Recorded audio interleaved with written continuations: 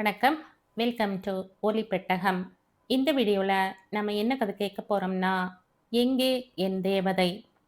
நம்ம சேனலை இது வரைக்கும் சப்ஸ்கிரைப் பண்ணாதவங்க சப்ஸ்கிரைப் பண்ணுங்க. பக்கத்தில் இருக்கிற பெல் ஐகானை கிளிக் பண்ணி ஆல்ங்கிற ஆப்ஷனை ப்ரெஸ் பண்ணுங்க.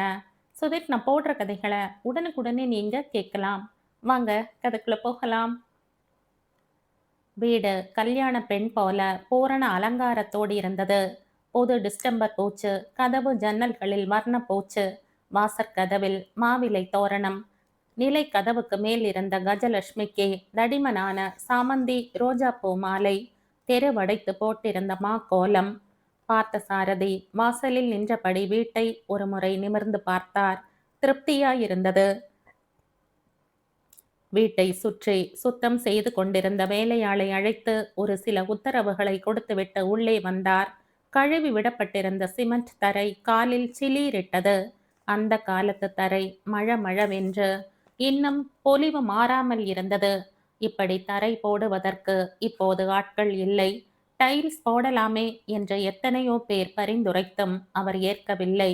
இந்த சிமெண்ட் தரையின் சுகமும் சில்லிப்பும் அவர் இரத்தத்தோடு கலந்துவிட்ட ஒன்று.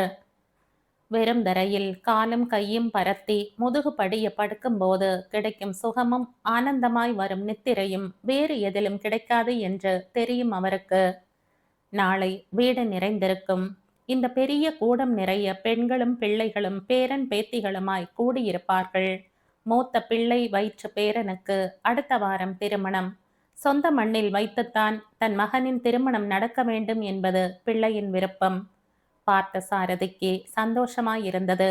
உத்தியோகம் காரணமாக பல ஊர்களிலும் சிதறியிருக்கும் தன் வாரிசுகளை ஒருமித்து ஒரே இடத்தில் பார்க்க போகும் உற்சாகத்தில் அவருக்கு 10 வயது குறைந்திருந்தது. ஒவ்வொரு ஏற்பாட்டையும் தானே பார்த்து பார்த்து செய்தார். முக்கியமாக 20 வருடத்துக்கு முன் திருமணமாகி சான் பிரான்சிஸ்கோவுக்கு சென்ற அவரது செல்ல பெண் விலாசினியும் அவளது குடும்பமும் கூட கண்டிப்பாக இந்த திருமணத்துக்கு வருவார்கள். பிள்ளை சொன்னது அவரது சந்தோஷத்தை பல மடங்கு கூட்டியிருந்தது. கல்யாணமாகி சென்றதில் இருந்து 2 முறைதான் இந்தியா வந்திருந்தாள் விலாசினி. உத்தியோகம் குடும்ப பாரம் என்று அவள் இங்கு வந்து 14 வருடமாக போகிறது. மற்ற 2 பிள்ளைகளும் ஒரு பெண்ணும் நினைத்தால் பார்க்கிற தூரத்தில் இருக்க, அவர் மிகவும் பிரியம் வைத்திருந்த விலாசினி மட்டும் எங்கோ கடல் கடந்து சென்று விட்டது அவருக்கு வருத்தமாகத்தான் இருந்தது. 10 நாள் முன்பு பெண் அவரோடு பேசியிருந்தாள். கல்யாணத்துக்கு கண்டிப்பாக வந்து விடுவதாக கூறினாள். 3 மாதமாவது அவளும் அவளது பெண்ணும் அவரோடு இருந்துவிட்டு போவதாக வாக்களித்திருந்தாள். 2 பிள்ளைகளுக்கு பிறகு பிறந்த முதல் பெண் குழந்தை என்பதாலும், அவள் பிறந்த பிறகு அந்த வீட்டில் பல நன்மைகள் நடந்துள்ளது என்பதாலும் அவள் மீது அவருக்கு தனி பாசம் என்பது எல்லோருக்கும் சொல்லும் காரணம். அதையும் மீறி விலாசினியிடம் காரணம் சொல்ல தெரியாத ஒரு அன்பு இருந்தது அவருக்கு. அவள் முகத்தில் நிரந்தரமாய் குடியிருக்கும் புன்னகையும் சாந்தமும் வேறு யாரிடமும் காண முடியாத ஒன்று. அதோடு கருணை, அறிவு, கர்வமற்ற நிலை, பணிவு, பண்பு இத்தனையும் சேர்ந்த பெண்ணை கடல் கடந்து அனுப்பும் பொழுது தன் உயிரில் பாதியை பிரிவது போல்தான் உணர்ந்தார். அவரையும் மீறி அவரது கண் கலங்கும், குரல் நெகிழும். இன்னும் 10 நாள் தான்ப்பா, நான் உங்க முன்னாடி வந்து நின்னுடுவேன். உங்க கூட 3 மாசம் முழுசா இருக்க போறேன். திருப்தி தானே? 10 நாள் முன்பு அவள் சொன்ன நிமிடத்தில் இருந்து அவர் கடிகாரத்தையும் நாட்காட்டியையும் பார்க்க ஆரம்பித்து விட்டார். 10 நாள் 10 யுகம் போல் இருந்தது. வீட்டை அவளுக்காகவே புதுப்பித்தார். மகளும் மருமகனும் பேத்தியும் தங்க போகும் அறைகளுக்கு ஏசி பொருத்தினார். அவர்களது உபயோகத்துக்கு தேவையான பொருட்களை எல்லாம் பார்த்து பார்த்து வாங்கி வைத்தார். அமெரிக்காவிலேயே பிறந்து வளர்ந்த பேத்தி நந்தனாவுக்கு பிடித்தமானவற்றையும் பெண்ணிடம் கேட்டு தெரிந்து கொண்டு வாங்கி வைத்தார்.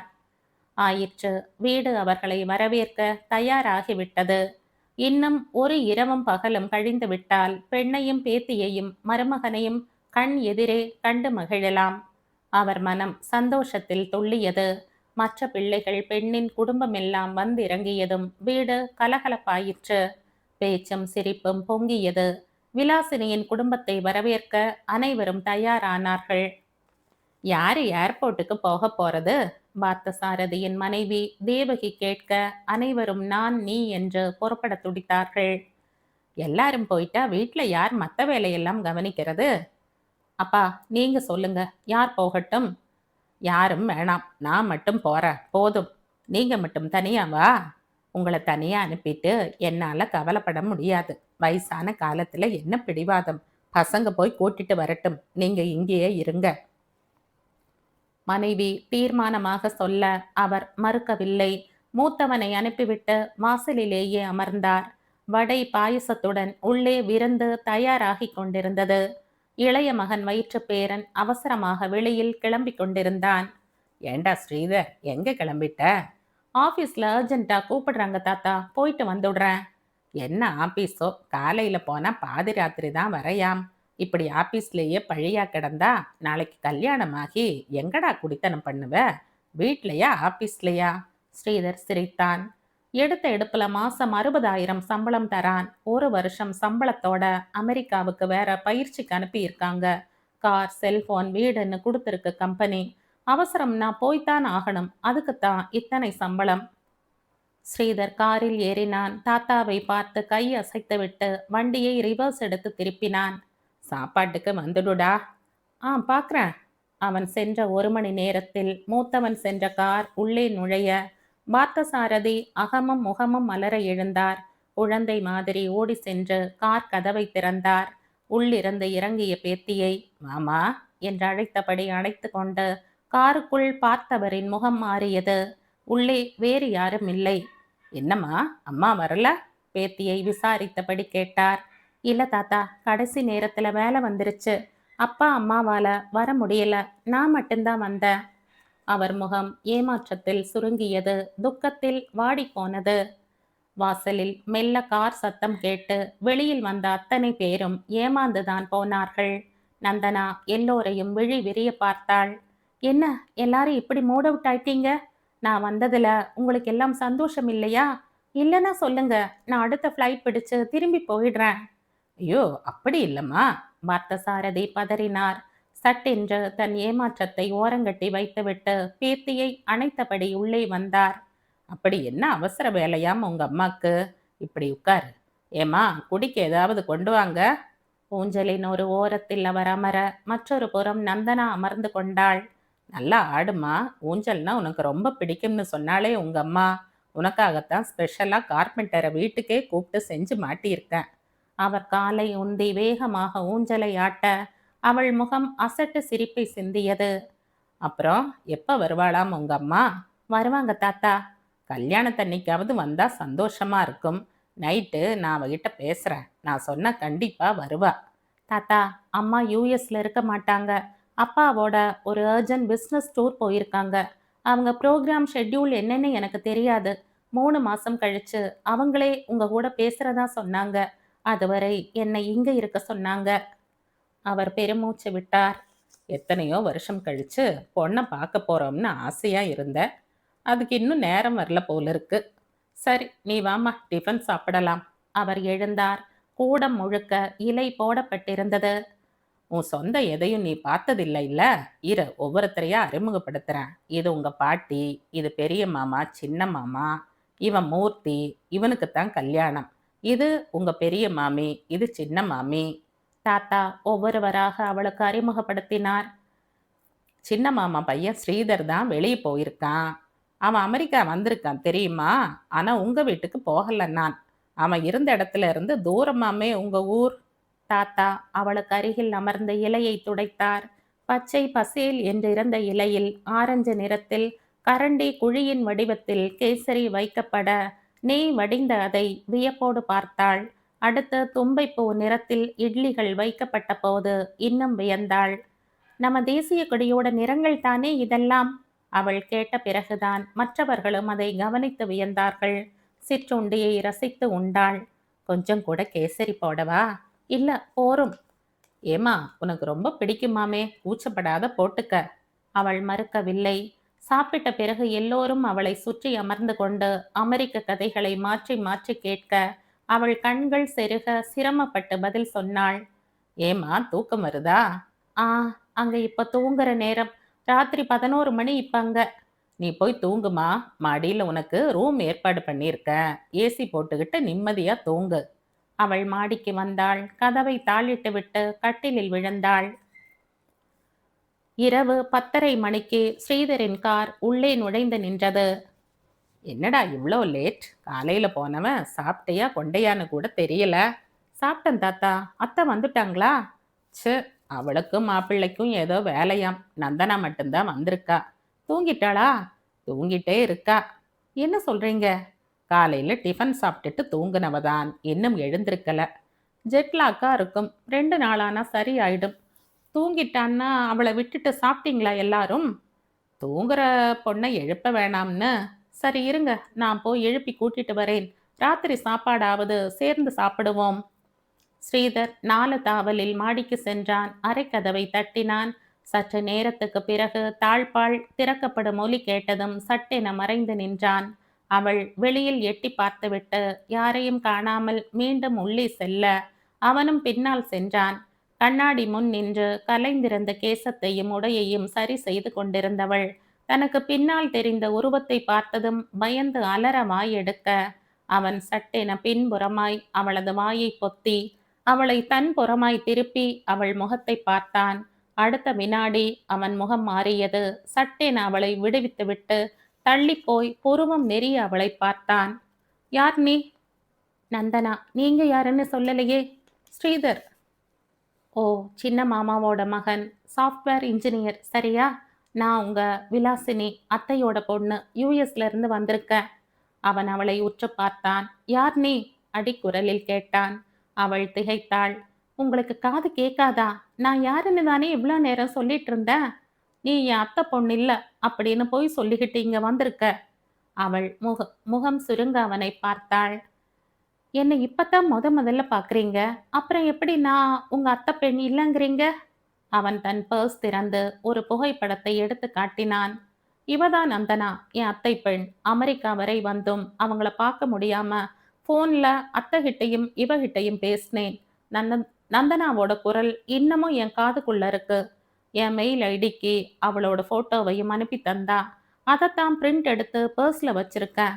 மூர்த்தி கல்யாணத்துக்கு வரும்போது எனக்கும் நந்தனாக்கும் கல்யாணம் நிச்சயம் பண்றது பத்தி தாத்தா கிட்ட பேசுறதா அத்தை சொல்லி இருந்தாங்க. இப்போ அத்தை வரல, யாரும் வரல. ஆனா அவ பேரை சொல்லிக்கிட்டு நீ வந்திருக்க. நீ விடுற கதையெல்லாம் என்னை நம்ப சொல்ற. யாரை ஏமாத்தணும்னு திட்டம் போட்டு நீ இங்க வந்திருக்கன்னு தெரிஞ்சுக்கலாமா? அவன் கோபமாக கேட்டு நிறுத்திவிட்டு அவளை முறைத்து பார்த்தான். அவள் சோழியை கொட்டியது போல சிரித்தாள். மூக்கு நுனியும் கன்னமும் சிவந்து கண்களில் நீர் படர்ந்தது. Sorry Sridhar, I am very sorry. அந்த போட்டோல இருக்கிறது என் சிநேகிதி ஷாலினி. உங்களை கலாய்க்கணும்னு அவ போட்டோவை ஸ்கேன் பண்ணி என் பேரை போட்டு உங்களுக்கு அனுப்பினேன். நீங்களும் நம்பிட்டீங்க. சந்தேகம் இருந்தா இந்த போட்டோவை பாருங்க. அவள் தன் பெட்டி திறந்து தங்களது குடும்ப புகைப்படத்தை எடுத்து நீட்ட அவன் முகத்தில் அசடு வழிந்தது. சாரி ஸ்ரீதர், சும்மா விளையாட்டுக்காக செய்தது. பரவாயில்ல. அவன் பர்சில் இருந்து அந்த புகைப்படத்தை எடுத்து அவள் பெட்டியில் போட்டுவிட்டு அவள் காட்டிய புகைப்படத்தை எடுத்து பர்சில் வைத்து கொண்டு அவளை பார்த்து சிரித்தான். ஏண்டா ஸ்ரீதர், சாப்பிட வரலையா? பாட்டியின் குரல் கேட்க போலாமா என்றபடி எழுந்தான். இருவரும் கீழே வந்தார்கள். நல்லா தூங்குனப்போ. நான் பயந்தே போயிட்டேன். உங்க தாத்தாவானா எழுப்பக்கூடாது, தூங்கட்டும்ங்கிறார். இரவு பகல் வித்தியாசத்தால இப்படித்தான் தூக்கம் வரும் பாட்டி. சரி, ராத்திரி முழுக்க தூக்கம் வராது, என்ன செய்வ? ஒரு வெள்ளப்புடவைய தழைய தழைய கட்டிக்கிட்டு தலையை விரிச்சு போட்டுக்கிட்டு சலங்கை சத்தத்தோட வீட்டை சுத்தி சுத்தி வரலாம்னு இருக்க. நந்தனா சொல்ல எல்லோரும் சிரித்தார்கள். அப்பாடா, ஒரு பெரிய கவலை விட்டது. ஸ்ரீதர் சொல்ல நந்தனா அவனை ஏன் என்பது போல ஏறிட்டு பார்த்தாள். 2-3 வருஷமா இந்த ஏரியாவில் ஒரு ஆம்பளை பேய் தனியா சுத்திக்கிட்டு இருக்கு. அது அதிர்ஷ்டக்கார பேய்ன்னு நினைக்கிறேன். அமெரிக்காவில இருந்து ஒரு அல்ட்ரா மாடர்ன் தொணை கிடைச்சிருக்கு பாரேன். அவன் சொல்ல அத்தனை பேரும் வயிற்றை பிடித்து கொண்டு சிரித்தார்கள். நந்தனா அவனை முறைத்து பார்த்துவிட்டு அழகு காட்டினாள். சிரிப்பும் பேச்சுமாக சாப்பாட்டு கூடம் அல்லோ அல்லோலப்பட்டது. 11 மணிக்கு மேல் அவர்கள் கொட்டாவி விட்டபடி தூங்கி போக நந்தனா மட்டும் கொட்டு கொட்டென்று விழித்து கொண்டிருந்தாள். என்ன செய்வதென்று புரியவில்லை. புத்தகம் படிக்கவும் தோன்றாமல் அறையை விட்டு வெளியில் வந்தவள் மொட்டை மாடிக்கு சென்றாள். நல்ல நில ஒளி வீசிக்கொண்டிருக்க காற்றாட மாடியில் மெல்ல நடந்தாள்.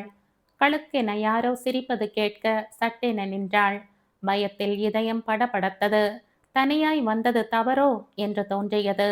உண்மையில் அவன் சொன்னாற்போல் பேய் ஏதாவது இருக்கிறதோ என்று தோன்ற மெதுவாக கீழே இறங்கி விடலாம் என்று மாடிப்படியை நோக்கி நகர்ந்தவள் முன்னால் வந்து குதித்தான் ஸ்ரீதர். பயத்தில் அலறப்போனவள் வாயில் இருந்து சப்தம் வந்து விடாதபடி அவள் வாயையும் பொத்திவிட்டு அவளை பார்த்து சிரித்தான். அவன்தான் என்று புரிந்ததும் பயம் மறைய கோபத்தோடு அவனை பார்த்தாள். என்ன விளையாட்டு இது? ஏன் உன்கிட்ட விளையாட எனக்கு உரிமை இல்லையா? என்ன உரிமை? நான் உன் முறப்பையன், அதோட உன்னை கட்டிக்க போறவனும் கூட. அந்த உரிமைதான். அவன் இப்படி சொன்னதும் அவள் முகம் மாறியது. அவனுக்கு முதுகு காட்டியபடி அந்த முக மாற்றத்தை மறைத்து கொண்டாள். என்ன நந்தனா, வெக்கப்படுறியா? அவன் அவள் முகத்தை தொட்டு திருப்ப முயல அவள் சட்டென நகர்ந்தாள். ஒருவித சங்கடத்துடன் அவனை பார்த்தாள். ஸ்ரீதர், உன்கிட்ட ஒன்று சொல்லலாமா? என்ன? என்ன கல்யாணம் பண்ணிக்கணும்னு ஆசைப்படுறியா நீ? அதில் என்ன தப்பு? சொல்ல போனா அத்தை முக்கியமா இங்க வர்றதுக்கு காரணமே நம்ம கல்யாணத்தை முடிவு செய்யத்தான், தெரியுமில்ல? இந்த கல்யாணத்துல எனக்கு இஷ்டம் இல்லையே. அவன் புருவம் சுருக்கி அவளை பார்த்தான். ஏன்? என்ன கேள்வி ஸ்ரீதர் இது? உன் மேல எனக்கு அப்படி எந்த உணர்வும் ஏற்படல. தவிர நெருங்கின சொந்தத்துல கல்யாணம் செய்துக்கிறதுல எனக்கு விருப்பமும் இல்லை. அது நல்லதும் இல்லை. உங்க அம்மா கிட்ட இதை நீ சொன்னியா? அம்மா ரொம்ப பிஸியா இருந்தாங்க. சரி, ஃப்ளைட்ல வரும்போது ரிலாக்ஸ்டா சொல்லலாம்னு நினைச்சா கடைசி நிமிஷத்துல அவங்களால வர முடியாம போச்சு. அவன் அவளை உற்று பார்த்தான். ஸோ உனக்கு என்ன பிடிக்கல? நான் அப்படி சொல்லல. கல்யாணம் செய்துக்க தோணல, அவ்வளோதான். தேங்க்யூ நந்தனா, நல்ல காலம் என்கிட்ட இதை வெளிப்படையா சொன்ன. இனிமே இதை பத்தி பேச்சு வராம நான் பாத்துக்கிறேன். ஒரு சொந்தக்காரனா அல்ல, நல்ல நண்பனா என் கூட பழகிறதுல உனக்கு எந்த பிரச்சனையும் இல்லையே. சேச்சே, என்ன ஸ்ரீதர் இப்படி கேட்குற? ஓகே, இந்த நிமிஷத்துல இருந்து நாம நல்ல ஃப்ரெண்ட்ஸ் மாதிரி. தாத்தா கிட்ட நான் பக்குவமா சொல்லி நம்ம கல்யாண பேச்சை எடுக்க வேணாம்னு சொல்லிடுறேன். அதுவரை அவர்கிட்ட நீ எதுவும் சொல்ல வேணாம். அவர் ரொம்ப எமோஷ்னல் டைப். பிபி, சுகர்னு பல பிரச்சனைகள் உள்ளவர். அவரை டென்ஷன் பண்ணாம இதை சொல்லணும், சரியா? தேங்க்யூ ஸ்ரீதர். It's okay. இப்போ ஒரு சிநேகிதனா கேட்குறேன், உண்மையை சொல்லு. நீ வேற யாரையாவது விரும்புறியா? ஆ. யார? யார? அமிதாப் பச்சன. ஹஹஹா, இப்படி கடிக்கிறியே தோழி. அவன் பல்லை கடிக்க அவள் சிரித்தபடி கீழே இறங்கி ஓடினாள். தூக்கம் வராமல் தன் அறையில் உலவிக் கொண்டிருந்த தாத்தா அவள் சிரித்தவாறு இறங்கி ஓடுவதையும் சற்று பொறுத்து அவள் பின்னால் இறங்கி சென்ற பேரனையும் பார்த்துவிட்டு தனக்குள் புன்னகைத்து கொண்டார். மறுநாள் காலையில் இருந்து அவளை நச்சரிக்க தொடங்கிவிட்டார். டூர் போன இடத்துல இருந்து உங்க அம்மா என்கிட்ட பேசலாம் இல்ல? எந்த தேசம் போனா தான் என்ன? இப்பெல்லாம் ஒரு செல்போன் இருந்தா போதுமே. உங்க அம்மா 1க்கு 2 செல் வச்சிருக்கிறதா சொல்லி இருக்கா. அதுல பேசலாம் இல்ல? பேசுவாங்க தாத்தா. எப்போ?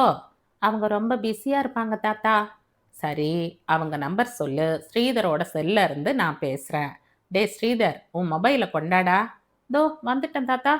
ஸ்ரீதர் தன் செல்லை எடுத்து நீட்டினான். நம்பர் சொல்லு, நான் ட்ரை பண்றேன் என்றபடி அவளை பார்த்தான். தாத்தா ப்ளீஸ், நேரம் கிடைக்கும்போது அம்மாவே பண்றதா சொல்லியிருக்காங்க. அவளுக்கு நேரம் கிடைக்காதுன்னு தானே நான் பேசுறேன்னு சொல்றேன். நீ நம்பர் சொல்லு. ஸ்ரீதர், நீ போட்டு கொடுடா. எனக்கு அவகிட்ட ஒரு முக்கியமான விஷயம் கேட்டே ஆகணும். என்ன விஷயம் தாத்தா? உங்க 2 பேர் கல்யாண விஷயம்தான். அதுக்கு என்ன இப்போ? என்ன வேலையா இருந்தாலும் முடிச்சிட்டு கல்யாணத்தன்னைக்கு இங்க வர சொல்ல போறேன். அப்பத்தானே உங்க கல்யாணத்தை நிச்சயம் பண்ண முடியும். கண்டிப்பா அவங்களால வர முடியாது தாத்தா. நான் கூப்பிட்டா நிச்சயம் என் பொண்ணு வருவா. நீ இப்ப நம்பர் கொடுக்க போறியா இல்லையா?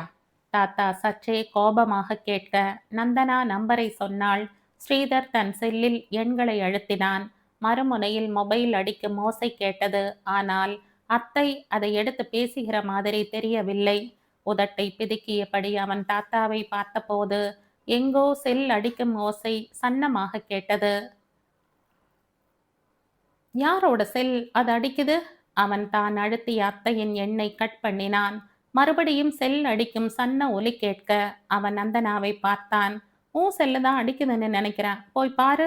ஒருவேளை அத்தை உனக்கு ட்ரை பண்றாங்களோ என்னவோ. அவள் தன் அறைக்கு ஓடிப்போய் செல்போனை எடுத்தாள். 4 மிஸ்டு கால் என்ற திரையில் தெரிய அவள் அதை அணைக்க முயன்றபோது மீண்டும் அது அடித்தது.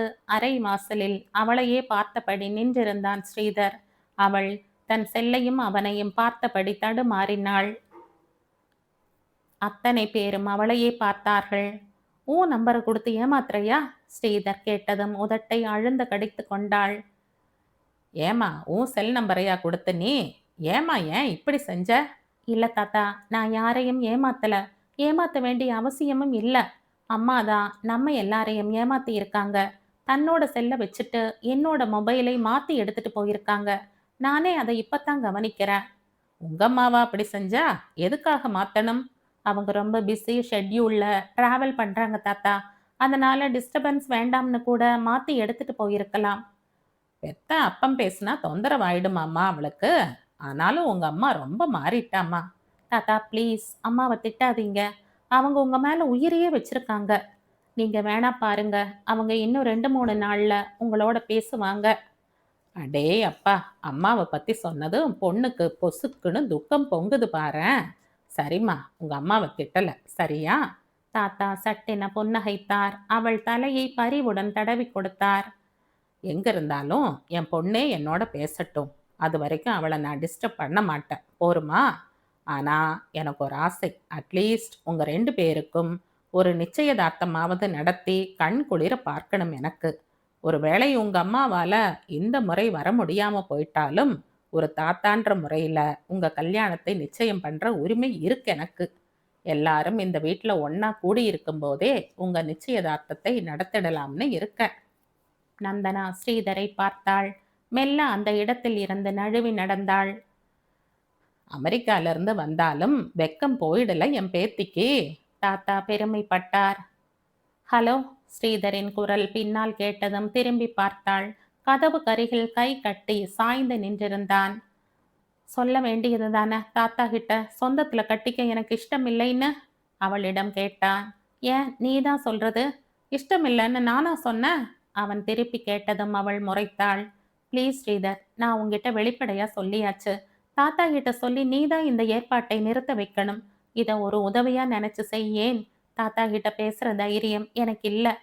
சரி சொல்றேன். ஆனா இதை சொன்னா நீ எனக்கு என்ன தருவ? நான் என்ன தரணும்?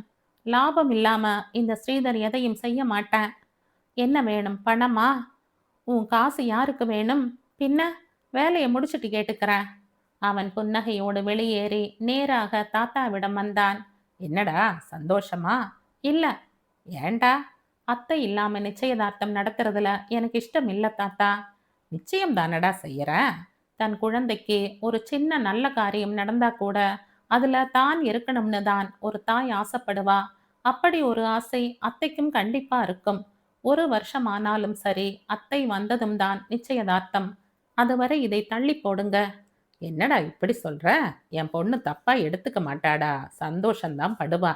அதனால தானே நான் தைரியமா செய்யறேன். வேணாம் தாத்தா, இது எனக்கு தப்பா படுதே, அதான் தள்ளி போட சொல்றேன். அவன் தீர்மானமாக சொல்ல அவர் திகைத்தார். சரி என்றார் சுரத்தில்லாத குரலில். மீண்டும் நந்தனாவின் முன்னால் நின்றான். நிறுத்துன்னு சொன்னா தள்ளி போட்டுட்டு வர? நந்தனா எரிச்சலுடன் கேட்டாள். தாத்தா கிட்ட உண்மையை சொல்லி நிறுத்த எனக்கும் தைரியம் இல்லை நந்தனா. வயசானவர், பிபி சுகர் எதுக்கும் குறைச்சல் இல்லை. சந்தோஷமா இருந்தாலும் சங்கடமா இருந்தாலும் வடிகட்டி தான் அவருக்கு கொடுக்கணும். ஸோ முதல்ல தள்ளி போடுவோம், மெதுவா மூவ் பண்ணி நிறுத்திடுவோம். ஓகே? நான் உன்னை நம்பலாமா ஸ்ரீதர்? அவன் அவளை உற்று பார்த்தான். கண்டிப்பா நம்பலாம். என்ன வேணாம்னு சொல்றவங்களை ஒரு நாளும் நான் கல்யாணம் பண்ணிக்க மாட்டேன். அவன் வெளியில் வந்தான். அவள் அவனையே பார்த்தபடி நின்றிருந்தாள். ஏதோ ஒரு வாசனை கீழிருந்து வர அந்த வாசனையால் கலவரப்பட்டு கீழே வந்தாள். அந்த வாசனை கிளம்பிய இடத்துக்கு வந்தவள் சுற்றி சுற்றி பார்த்தாள். என்ன வாசனை இது? ஆட்டுக்கல்லில் அரைத்து கொண்டிருந்த மாமியிடம் கேட்டாள். மருதாணி இலை அரைக்கிறோம். எதுக்கு? மருதாணி இலை எதுக்குன்னு தெரியாதா? இரு நான் சொல்றேன். எங்கிருந்தோ வந்து இடையில் குதித்தான் ஸ்ரீதர். ஜார்ஜ் புஷ்ஷுக்கு பாராட்டு விழா நடத்துறாங்கல்ல? என்ன பாராட்டு விழா? எதுக்கு பாராட்டு விழா? சதாம் ஹுசைனை பிடிச்சதுக்குத்தான். பாலைவனத்துல மாசக்கணக்கா டேரா போட்ட அவரோட படை வீரர்களுக்கெல்லாம் உடம்பு சூடேறி போய் கிடக்காம். அதுக்கு தான் மருதாணி அரைச்சு அனுப்ப சொல்லி ஆர்டர் பண்ணி இருக்கார். இத தலையில தேய்ச்சு ஈராக் எண்ணெய் கிணத்துல அரை மணி முங்கி குளிச்சா சூடு விட்டு போயிடும். ஜில்லுன்னு வந்து புஷ்ஷோட பாராட்டு விழாவுல கலந்துக்குவாங்களாம். நந்தனா முறைத்தாள். மாமியும் மற்றவர்களும் சிரிப்பை அடக்கி கொண்டார்கள். ஸ்ரீதர், இங்க வா ஏன்? அவனை அருகில் அழைத்தாள். என்ன, இப்படி உட்காரு. அவன் அமர்ந்ததும் ஆட்டுக்கல்லில் இருந்து ஒரு கை மருதாணி விழுதை அள்ளி அவன் தலையில் வைத்தாள். நல்லா ஊர்ன பிறகு உன் காரோட டேங்க்ல இருந்து பெட்ரோல் எடுத்து தேய்ச்சு குளி. உன் சூடு முதல்ல தணியட்டும். ரொம்பத்தான் சூடேறி கிடக்க. ஆனாலும் அவன் அசடு வழி அனைவரையும் பார்த்தான். வேணுண்டா உனக்கு. வந்ததுல இருந்து அவளை சீண்டிக்கிட்டே இருந்ததுக்கு தான் சரியான பாராட்டு விழா நடத்திட்டா. அவன் அப்பா சிரித்தபடி சொல்ல அத்தனை பேரும் சத்தமாக சிரித்தார்கள். அவனும் அவர்களோடு சேர்ந்து சிரித்தான். மருதாணி இலை மையாய் அரைந்திருந்தது. இத என்ன செய்வீங்க? மருதாணின்னா தெரியாதா? நல்ல பொண்ணு போ. இத கூட தெரியாமையா வளர்த்தா உங்க அம்மா? இத தெரிஞ்சுக்காதது அவ்வளவு பெரிய தப்பா என்ன? அமெரிக்கால இதெல்லாம் கிடைக்காத சமாச்சாரம். விலாசினி என்ன செய்வா பாவம். நீங்க வா நந்தனா, நான் சொல்றேன். பாட்டி அவளை அருகில் அழைத்து உட்கார வைத்து கொண்டு அவளது இடது கையை பற்றி கொண்டு கொஞ்சமாய் மருதாணி விழுதை அவளது உள்ளங்கையில் வைத்து வட்டமாய் இட்டு விட்டாள். இந்த இலை உன் கையை சிவப்பாக்கும். இலை பச்சையா இல்ல இருக்கு, கை எப்படி சிவப்பாகும்? நந்தனா, நந்தனா, இந்த கேள்விக்கு நான் பதில் சொல்றேன். உன் காதை காட்டேன். ஸ்ரீதர் அவளை இழுத்து அவள் காதில் ஏதோ சொல்ல அவள் முகம் குப்பென சிவந்தது. இப்ப புரிஞ்சதா பச்சை எப்படி சிவப்பாகும்னு? சீப்போ! நந்தனா மருதாணி இட்ட கையை ஓங்கி அவனை அடிக்க வந்தாள். அப்படி என்னம்மா சொன்னா அவ? கட்டிக்க போற பொண்ணுகிட்ட ஜோக் ஏதாவது சொல்லி இருப்பா. என்ன கேள்வி இது? அதை விடுங்க. இப்போ இந்த மருதாணியை வச்சு நான் ஒரு போட்டி வைக்கட்டுமா? என்ன போட்டி? எல்லோரும் ஆவலாக கேட்டார்கள். ஆம்பளைங்க எல்லாம் அவங்க மனைவிக்கு மருதாணி இட்டு விடணும். நல்லா இடுறவங்களுக்கு நான் ஒரு அபூர்வ பரிசு தருவேன். என்ன பரிசு? ஒரு சூப்பர் ஹேண்டி கேம்.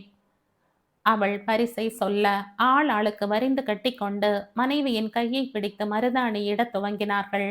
தாத்தா கூட பாட்டியின் கையை பிடித்து மருதாணி இட பாட்டியின் முகம் சிவப்பதை நந்தனா ரசித்து பார்த்தாள். உன் கையை நீட்டு என்று அவள் கையை பற்றி இழுத்தான் ஸ்ரீதர். அவள் கையை இழுத்தபடி மாட்ட என தலையாட்டினாள். சும்மா நீட்டுமா, உன்னை கட்டிக்கு போறவன் தானே தாத்தா சொல்ல அவள் தயக்கத்தோடு உள்ளே எழும்பிய கோபத்தை வெளிக்காட்ட இயலாத எரிச்சலோடு கை நீட்டினாள். அவன் இட்டுவிட்ட மருதாணி கையில் சிலீர் என்றது. 1 மணி நேரம் கழித்து மருதாணி காய்ந்து உதிர ஆரம்பித்ததும் எல்லோரும் அதை சுரண்டி போட்டுவிட்டு கை கழுவினார்கள். ஒரே சிரிப்பும் கும்மாளமுமாக சிவந்திருந்த கைகளை பார்த்து ஆள் ஆளுக்கு ஏதோ கமெண்ட் அடிக்க நந்தனா ஒவ்வொரு கையாக பார்த்து மார்க் போட்டாள். உன் கையை காட்டு, நான் மார்க் போடுறேன். தாத்தா அவள் கையை பார்த்தார். சும்மா சொல்லக்கூடாது. என் பேரன் கம்ப்யூட்டர்ல தான் புலின்னு நினைச்சா மருதாணி எட்டுறதுல அதை விட புலியா இருக்கா. போமா, போய் உன் பரிசை எடுத்துட்டு வந்து ஸ்ரீதர் கிட்ட கொடு. நோ தாத்தா, நீங்க போங்கடிக்கிறீங்க. பெரிய மாமா தான் நல்லா இட்டிருக்கார். மாமி கையை பாருங்க, சோ ஸ்வீட். நானா நல்லா இட்டிருக்கேன்? மாமி கை சோ ஸ்வீட்டா? உன் கண்ணை போய் டெஸ்ட் பண்ணிக்க. கோணல் மாடலா இட்டிருக்க. உன் கையை பார், வட்ட வட்டமா என்ன அழகா இட்டிருக்கான் ஸ்ரீதர்.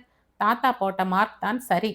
மாமா அவள் கொண்டு வந்த ஹேண்டி கேமராவை வாங்கி ஸ்ரீதரிடம் கொடுக்க அத்தனை பேரும் கை தட்டினார்கள். ஸ்ரீதர் அந்த மூவி கேமராவால் எல்லோரையும் படம் பிடித்தான். நந்தனா அந்த கூட்டத்தில் இருந்து நழுவி தன் அறைக்கு வந்தாள். தன் செல்போனை எடுத்து எண்களை அழுத்தினாள். ஹலோ அப்பா, நான் தான். ஆ, எல்லாரும் சௌக்கியம். அம்மா எப்படி இருக்காங்க? இல்லப்பா, நான் பார்த்துக்கிறேன். Take care. கட் பண்ணிடுறேன். செல்லை கட் பண்ணி கட்டிலின் மீது போட்டுவிட்டு யோசனையுடன் அமர்ந்தவள் கண்கள் அவளையும் மீறி கலங்கியது. வீடு முழுக்க உறவுகள் நிறைந்திருந்தன. அக்கம் பக்கத்தில் காலியாக இருந்த 2 வீடுகளையும் 4 நாள் வாடகை பேசி உறவுகள் தங்குவதற்கு வசதியாக பாய், தலையணை, விரிப்புகளை வாங்கி போட்டிருந்தார் தாத்தா. சமையலுக்கு ஆள் போட்டிருந்தாலும் பெண்களுக்கு வேலை சரியாயிருந்தது. அதையும் மீறி பாட்டும் கூத்துமாக வீடு களை கட்டியது. ஸ்ரீதர் தாத்தாவுக்கு வலது கரமாயிருந்தான். அத்தனை பொறுப்பையும் அவனிடம்தான் ஒப்படைத்திருந்தார் தாத்தா. முக்கியமாக பிள்ளை வீட்டு கல்யாணம் என்பதால் பெண் வீட்டினரை கவனிக்கும் முழு பொறுப்பும் அவன் தலையில்தான். அத்தனை பேரின் தேவைகளையும் பொறுமையாக புன்னகை மாறாமல் கவனித்தான் அவன். வந்திருந்தவர்களின் ஆர்வத்தை தூண்டும் வகையில் நிறைய விளையாட்டுப் போட்டிகள் நடத்தினான். செஸ், கேரம் என்று இளவட்டங்கள் ஒரு பக்கம் மும்முரமாக, மற்றொரு பக்கம் வயதானவர்களுக்கும் நடுத்தர வயதினருக்கும் மியூசிக்கல் சேர், பல்லாங்குழி, பாட்டுப் போட்டி என்று நடத்தி உற்சாகமூட்டினான். அவரவர் வயதுக்கேற்றபடி உபயோகமான பரிசு பொருட்களை கொடுத்து அவர்களை சபாஷ் என்று சந்தோஷப்பட வைத்தான். 8 ரவுண்ட் ஓடிய செஸ் போட்டியின் இறுதி ரவுண்டில் ஸ்ரீதரோடு மோதினாள் நந்தனா. யார் ஜெயிக்கப் போகிறார்கள் என்ற ஆவலில் அத்தனை பேரும் தங்கள் போட்டிகளை விட்டுவிட்டு இவர்கள் இருவரையும் சூழ்ந்து கொண்டு 2 கட்சியாக பிரிந்து உற்சாகப்படுத்தினார்கள். ஸ்ரீதர், விட்றாதடா, உன் ராணி ஜெயிச்சுடாம பாத்துக்க. நந்தனா, இதான் சான்ஸ், அமுக்கி போடு உன் ராஜாவை, ஐ மீன் உன் நிஜ ராஜாவை. டேய் பாத்துடா, தோத்துட்டா அசிங்கம். ஆம்பளைங்களுக்கு உடல் பலம் வேணா இருக்கலாம், ஆனா புத்தி பலம் எங்களுக்கே அதிகம்.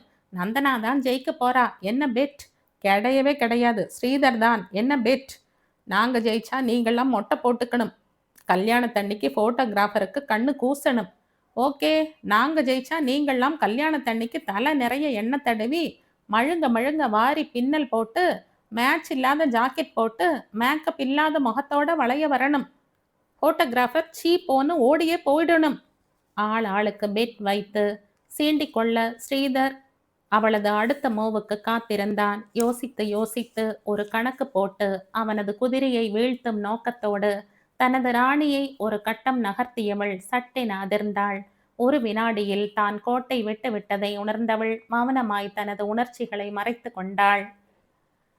எதிராளி மிக மிக புத்திசாலியாக இருந்தால் தனது பிஷப்பால் ராஜாவுக்கு செக் வைத்து ஆட்டத்தை முடிக்கும் வாய்ப்பிருக்கிறது. அல்லது குதிரையை காப்பாற்றும் விதமாய் அதை இடம் மாற்றி எடுத்து செல்வான். ஸ்ரீதர் நிச்சயம் பிஷப்பைத்தான் நகர்த்தி ஆட்டத்தை முடிப்பான் என நினைத்தாள். ஸ்ரீதர் உதட்டை கடித்தபடி செஸ் போர்டை தீவிரமான யோசனையோடு பார்த்தான். அவள் தோற்க தயாராகி கண்களை மூடிக்கொண்டாள். தனக்காக பெட் கட்டி மழுங்க மழுங்க எண்ணெய் தடவி தலை சீவி மேக்கப் இல்லாத முகங்களை நினைத்து பார்த்தபோது சிரிப்பு வந்தது. ஹலோ நந்தனா, என்ன கனவு? அடுத்த மூவை வச்சுட்டு அப்புறம் உன் கனவை கண்டினியூ பண்றியா? ஒன்று விட்ட உறவு ஒன்று அவள் தோளை தட்ட சட்டென கண் திறந்தாள். ஸ்ரீதர் குதிரையை நகர்த்தி இருந்தான். அடுத்தாற்போல் அவள் தன் ராணியால் அவனது ராஜாவுக்கு செக் வைத்தாள். கை தட்டல் ஒலி காதை கிழிக்க ஸ்ரீதர் புன்னகையோடு அவளுக்கு கை கொடுத்து வாழ்த்து கூறினான். சர்வ சாதாரணமாக தோல்வியை ஏற்றுக்கொண்டு பரிசு பொருளை அவளிடம் கொடுத்தான். அவன் முட்டாள் இல்லை, தெரிந்தேதான் தோற்றிருக்கிறான் என்று தோன்றியது அவளுக்கு. பரிசு பொருள் கையில் சுமையாக தெரிந்தது.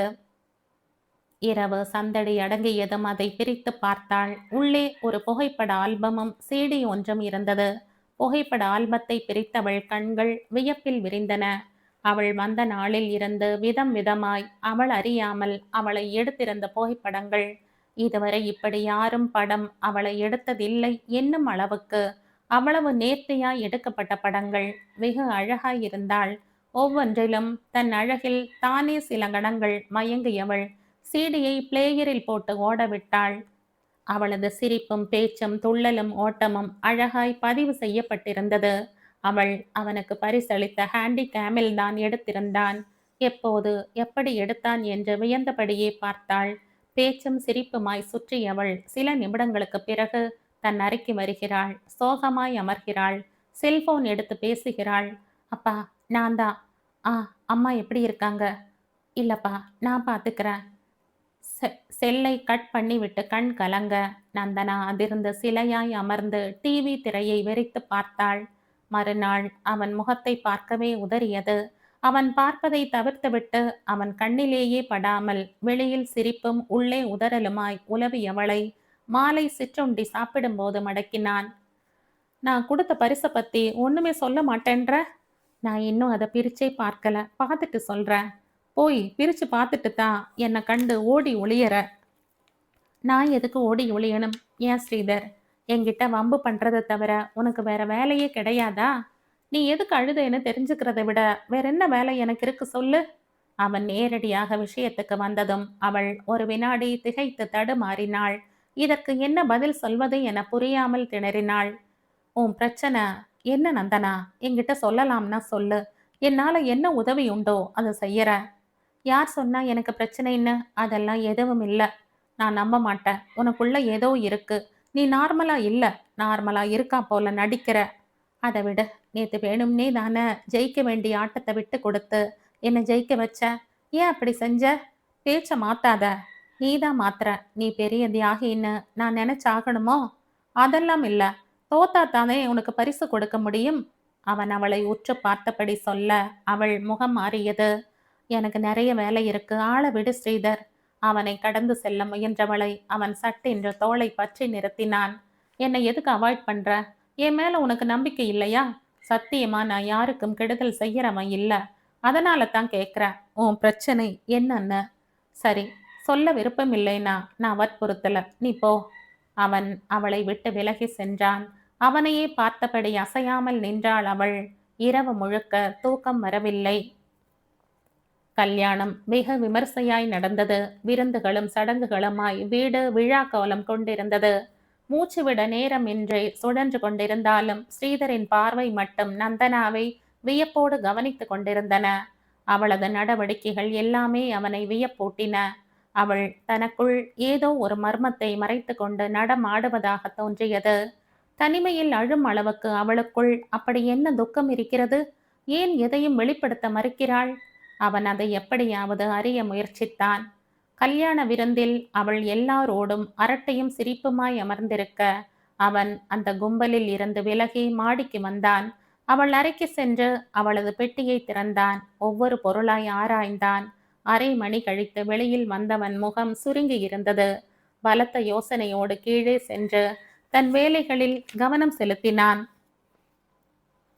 ஏமா, அட்லீஸ்ட் கல்யாணத்தன்னைக்காவது ஒரு வாழ்த்து சொல்லி உங்க அம்மா கிட்ட இருந்து ஃபோன் வரும்னு நினைச்சேன்.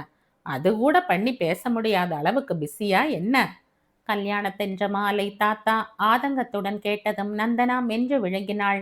தெரியலையே தாத்தா, மெலிந்த குரலில் பதில் சொன்னாள். அப்பா, உங்களுக்கு ஃபோன், விலாசினி பேசுறா. சின்ன மாமா அந்த நேரம் தன் செல்போனோடு ஓடி வந்தார்.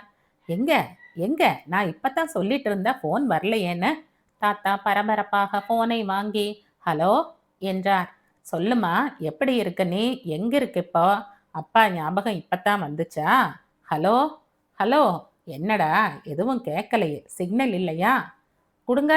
பிள்ளை ஃபோனை வாங்கினார். ஆமா, சிக்னல் கட் ஆயிடுச்சு. மறுபடியும் பண்ணுவ, கவலைப்படாதீங்க. நீ பேசுனியா? என்ன சொன்னா? மெக்சிகோல இருக்காளாம். ஐயோ, அங்கெல்லாம் சூறாவளி வீசிட்டு இருக்காமே. ஆனா பத்திரமா இருக்காங்களாம். அதனாலதான் கல்யாணத்துக்கு வர முடியலையாம். அநேகமா அதனாலதான் சிக்னல் சரியா கிடைக்கல போல இருக்கு. நந்தனா தாத்தாவையும் மாமாவையும் திகைப்போடு பார்த்தாள். அம்மாவா மாமா பேசினாங்க? மாமாவிடம் கேட்டாள். உங்க அம்மாவே தாம்மா. ஏன், என்ன சந்தேகம் உனக்கு? இல்ல, கேட்டேன். மறுபடியும் வந்தா சொல்லுங்க மாமா, நானும் பேசணும். அவள் சொன்ன நேரம் விலாசினியிடமிருந்து பிறகு போன் எதுவும் வரவில்லை. இரவு விருந்துக்கு பிறகு ஆள் ஆளுக்கு களைத்து போய் கிடைத்த இடத்தில் உறங்க நந்தனா தூக்கம் வராமல் தன் அறைக்குள் நடந்து கொண்டிருந்தாள். நள்ளிரவில் யாரோ கதவை தட்டும் சப்தம் சன்னமாக கேட்டதும் கதவு கருகில் வந்தாள். யாரு? நான் தான், ஸ்ரீதர். என்ன வேணும்? கதவை தர, சொல்றேன். அவள் திறந்ததும் அவன் உள்ளே வந்தான். கொஞ்சம் முன்னாடி அத்தைகிட்ட இருந்து மறுபடியும் ஃபோன் வந்துச்சு. உன்னை கூப்பிடுறதுக்குள்ள கட் ஆயிடுச்சு. உங்க அம்மா நம்பர் இருக்கு, நீ ஃபோன் பண்ணி பேசுறியா? நான் அப்புறம் பேசுறேன். இப்பவே பேசேன். உங்ககிட்ட பேசணும்னு ரொம்ப ஆசைப்பட்டாங்க. வேண்டாம், என் செல்லுக்கு கூப்பிடுவாங்க, அப்ப பேசிக்கிறேன். உன் செல்போன்ல ஏதோ பிரச்சனை, அவங்களுக்கு லைன் கிடைக்கலன்னு சொன்னாங்க. பரவாயில்ல, நான் நம்பர் போட்டு தரேன், இப்பவே பேசு. வேணாம்னா விடு, எனக்கு டயர்டா இருக்கு, நாளைக்கு பேசிக்கிறேன். சரி, நீ போ, என் ஃபோன்ல இருந்து பேசிக்கிறேன். பேச மாட்டேன். எதுக்கு இப்படி வம்பு பண்ற ஸ்ரீதர்? பாதி ராத்திரியில வந்து. யார், நானா வம்பு பண்றேன்? அப்படின்னா நீ பண்றதுக்கு என்ன பேர்? அவள் முறைத்தாள். சரி சொல்லு, நீ யார்? எதுக்காக நந்தனாங்கிற பேர்ல இங்க வந்திருக்கேன்னு சொல்லு, நான் போயிடுறேன். அவன் கேட்டதும் அதிர்ந்து போனாள் அவள். சாட்சிகளும் சந்தர்ப்பங்களும் நாராயணமூர்த்திக்கு விரோதமாயிருந்தன. சீட்டு கம்பெனி அதிபரை கொன்ற குற்றத்திற்கு கீழ் கோர்ட் அளித்திருந்த மரண தண்டனையை உயர் நீதிமன்றம் உறுதி செய்து தீர்ப்பளித்த போது அவர் உடைந்து போனார். ஒன்றல்ல இரண்டல்ல, ஆயிரக்கணக்கானவர்களின் உழைப்பில் சேர்ந்திருந்த 1 கோடி ரூபாய் பணத்தோடு தலைமறைவாகி இருந்தான் சீட்டு கம்பெனி நடத்தி கொண்டிருந்த கோபால்சாமி. அவன் குடும்பம் அவனோடு செல்லவில்லை. ஒருவேளை பதட்டம் அடங்கிய பிறகு குடும்பத்தை அழைத்து செல்லலாம் என்று அவன் நினைத்திருக்கக்கூடும். போலீசில் புகார் செய்யலாம் என்று புறப்பட்டவர்களை தடுத்தது நாராயணமூர்த்திதான். அவசரப்பட வேண்டாம். போலீஸ் புகார்னு போனா நம்ம பணம் பத்திரமா கிடைக்கிறது கால தாமதமாகும். கோர்ட்டு கேஸ்னு இழுத்தடிச்சு நமக்கு நியாயம் கிடைக்கிறதுக்குள்ள நமக்கு வயசாயிடும்.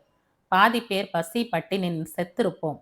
தவிர சில நேரம் போலீஸும் திருடனும் ஒன்று சேர்ந்துட்டா மொத்தமும் முழுகி போயிடும். போலீஸ் துணையோட அவன் கார்ல போவான் வருவான். நம்ம வேடிக்கை தான் பார்க்க முடியும். அதனால பொறுமையா இருப்போம். எப்படியும் தன் குடும்பத்தை பார்க்க அவன் வருவான். மாறி மாறி ஒரு ஆள் பொறுப்பெடுத்துக்கிட்டு அவன் வீட்டை கண்காணிப்போம். அவன் வந்தா நாம் அவனை அமுக்கி பிடிச்சு விசாரிச்சு பணத்தை கேட்போம். தனி ஒருத்தன் தட்டி கேட்டா தெனாவட்டா பேசுவான். ஆனா ஒரு கூட்டமா போய் மிரட்டினா நிச்சயம் பயப்படுவான். பணத்தை அவன் திருப்பி தரும் வரையில் நம்ம காவல்லையே அவனை வச்சிருப்போம். பணத்தை முழுசும் வாங்கின பிறகுதான் அவனை விடணும். போலீஸ்க்கு போறதை விட இதான் சுலபமான வழி. அவர் சொல்ல அவர்களுக்கு அது சரி எனப்பட்டது. கோபால்சாமி வீட்டின் மீது கண்காணிப்புகள் தொடர்ந்தன. 30 நாளுக்கு பிறகு கோபால்சாமி ஒரு நள்ளிரவில் திருட்டுத்தனமாய் வந்தபோது பாய்ந்து சென்று பிடித்தது நாராயணமூர்த்திதான். உடன் இருந்த இன்னும் 4 பேரின் உதவியோடு அவனை தன் வீட்டுக்கு அழைத்து வந்து ஒரு அறையில் அடைத்து வைத்தார். சத்தம் போடாமல் இருக்க அவன் வாயில் துணி அடைத்தார். அவனிடம் நல்லதனமாக தங்களது கஷ்டங்களை கூறி புரிய வைக்க முயன்றார். கண்ணீர் விட்டு அவனது கல் மனசை கரைய வைக்க முயன்றார். அவன் எதற்கும் கரையவில்லை. பணம் எதுவும் தன்னிடம் இல்லை என்றான். தான் முதலீடு செய்து வைத்திருந்த பெரிய நிதி நிறுவனங்கள் தன்னை ஏமாற்றி விட்டதாக சாதித்தான். தன்னை இப்படி அடைத்து வைத்து கொடுமைப்படுத்துவது சட்ட விரோதம் என்று மிரட்டினான். 2 நாளுக்கு மேல் அவனை வீட்டில் வைத்திருப்பதில் நிறைய சிக்கல்கள் ஏற்பட்டன. முதல் சிக்கல் அன்ன ஆகாரமின்றி அவனை வைத்திருக்க இயலாது. 2வது இயற்கை உபாதைகள். 3 மாத கர்ப்பிணி மனைவி அவனை வீட்டில் தங்க வைத்திருப்பதை விரும்பவில்லை. 2 நாள் வீட்டில் அடைத்து வைத்துவிட்டு வெளியில் விடுவதிலும் சிக்கல் இருந்ததால் நாராயணமூர்த்தி பயந்து போனார்.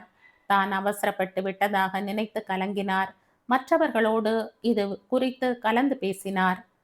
ஒழுங்கா போலீஸ்ல புகார் கொடுத்திருக்கலாம் என்று அவர்கள் முணுமுணுக்க ஆரம்பித்தனர். அவர்களை சமாதானப்படுத்தி விட்டு வீட்டுக்கு வந்தவருக்கு அதிர்ச்சி ஒன்று காத்திருந்தது. மதிய சாப்பாடு கொடுப்பதற்காக அறைக்கதவு திறந்து கொண்டு அவர் மனைவி சாரதா உள்ளே போகும்போது எப்படியோ கை கட்டை அவிழ்த்து கொண்டிருந்த கோபால்சாமி சட்டென அறைக்கதவை தாளிட்டு விட்டு அவளை பலாத்காரம் செய்து கொண்டிருக்க அந்த நேரம் வீடு திரும்பின நாராயணமூர்த்தி பதட்டமும் ஆத்திரமும் ஒரு சேர கதவை நெம்பி தள்ளி திறந்து கொண்டு உள்ளே சென்றவர் தன் கையில் இருந்த இரும்பு உலக்கையால் அவன் மண்டையில் ஓங்கி அடித்ததில் அவன் உயிர் ஒரு சின்ன சத்தத்தோடு பிரிந்தது. பயத்தில் விரைத்து போனது அவர் உடம்பு. அதன் பிறகு எதையும் யாரிடமும் மறைக்க இயலவில்லை. போலீசுக்கு தகவல் பறந்தது. சிறை கம்பிகளின் பின்னே அவர் உயிர் ஊசலாடிக் கொண்டிருந்தது. வயிற்று பிள்ளையோடு சாரதா வீட்டுக்கும் சிறைக்கும் கோர்ட்டுக்கும் அலைந்தாள். வக்கீல் வைத்து வாதாடவும் வசதி இல்லை. நீதிமன்றம் தீர்ப்பு சொல்வதற்கு முன்பாகவே உறவுகள் அவளை குற்றவாளி என்று முடிவு கட்டி ஒதுக்கிவிட்டு வேடிக்கை பார்த்தன. கீழ்கோர்ட்டில் கேஸ் தோற்று போயிற்று. மரண தண்டனை என தீர்ப்பெழுதி பேனா முனையை உடைத்து போட்டார் நீதிபதி. 1 கோடி ரூபாய் பணத்தை ஒருவன் சூறையாடியது குற்றமாக படவில்லை யாருக்கும். செத்து போய்விட்டதால் அவன் மீது எல்லோருக்கும் இரக்கம் சுரந்துவிட்டது. அவனது குடும்பம் கதறி எழுதது. அந்த இரக்கம் வற்றி விடாமல் பார்த்து கொண்டது. சுருட்டப்பட்ட பணத்தை மீட்க யாரும் எந்த நடவடிக்கையும் எடுக்கவில்லை. புருஷன் செய்த தவறுக்கு தான் பொறுப்பேற்க முடியாது என்று கை விரித்த மனைவி குற்றவாளி இறந்தும் விட்டதால் அந்த பணம் அப்படியே அமுக்கப்பட்டு விட்டது. அவன் குடும்பம் வேறு ஊருக்கு சென்று விட்டதாக கேள்வி. சாரதா யார் யாரது கால்களையோ பிடித்து மேல்முறையீடு செய்தாள். ஹைகோர்ட்டில் மரண தண்டனை உறுதி செய்யப்பட்டது. நிறை மாத கர்ப்பிணி மனைவிக்காக ஜனாதிபதியிடம் கருணை மனு அனுப்பினார் நாராயணமூர்த்தி. அதற்கு பதில் வரும் வரை அவர் தண்டனை தேதி தள்ளி போகும் என்ற நிலையில் சிறை கைதிகளுக்கு மருத்துவ முகாம் நடத்தி நவீன சிகிச்சைகள் அளிக்கவும், கண் அறுவை சிகிச்சைகளை நல்ல முறையில் நடத்தவும் ஒரு தொண்டு நிறுவனத்தின் மூலம் வெளிநாட்டில் வாழும் இந்தியர்கள் சிலர் சிறைக்கு வந்திருந்தனர். மருத்துவர்களின் உதவியோடு கைதிகளை பரிசோதித்து அவர்களுடன் மிக சிநேகமாக பேசி அவர்கள் பிரச்சனைகளை கேட்டு கொண்டிருந்தனர். மரண தண்டனை கைதிகளையும் அவர்கள் சந்தித்தனர். அவர்களது கனிவான பேச்சில் நாராயணசாமி சின்ன குழந்தை மாதிரி வாய்விட்டு அழுதார். தான் செய்த அசட்டுத்தனங்களை கூறி வருந்தினார். தனது மனைவிக்கு அவர்களால் இயன்ற உதவியை செய்தால் அதுவே போதும் என்றார். அவர்கள் அவருக்கு ஆறுதலும் தைரியமும் கூறிவிட்டு சென்றார்கள்.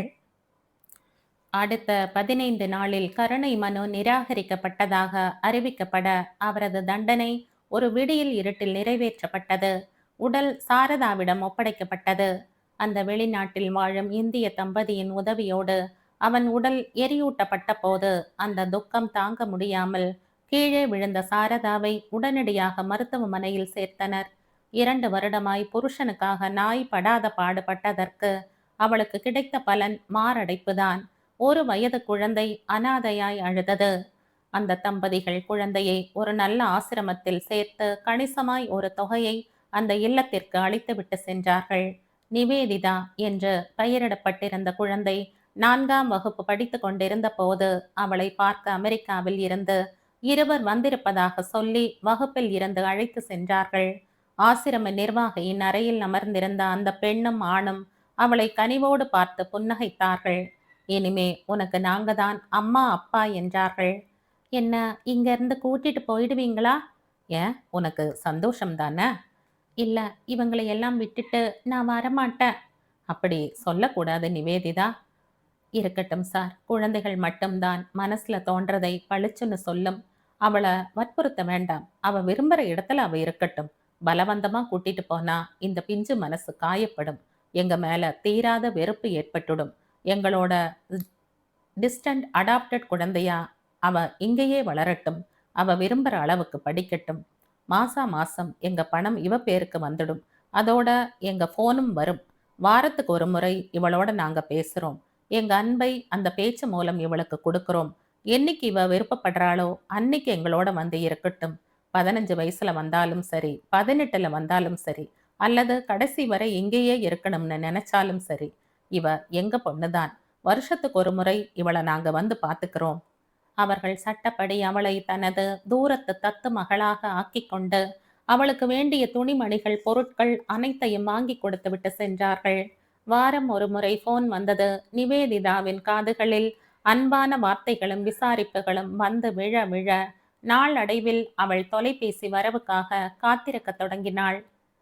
குரல் மூலம் கொட்டிய அந்த பாசத்தில் முழுமையாய் நனைந்தாள். ஆனால் வருடத்துக்கு ஒரு முறை வந்து பார்ப்பதாக சொன்னவர்களால் பல்வேறு வேலை சுமைகள் சொன்னபடி வர இயலாமல் போக முதன் முறையாக அவர்களோடு போய் சேர்ந்து வாழும் ஆசை தோன்றியது அவளுக்கு.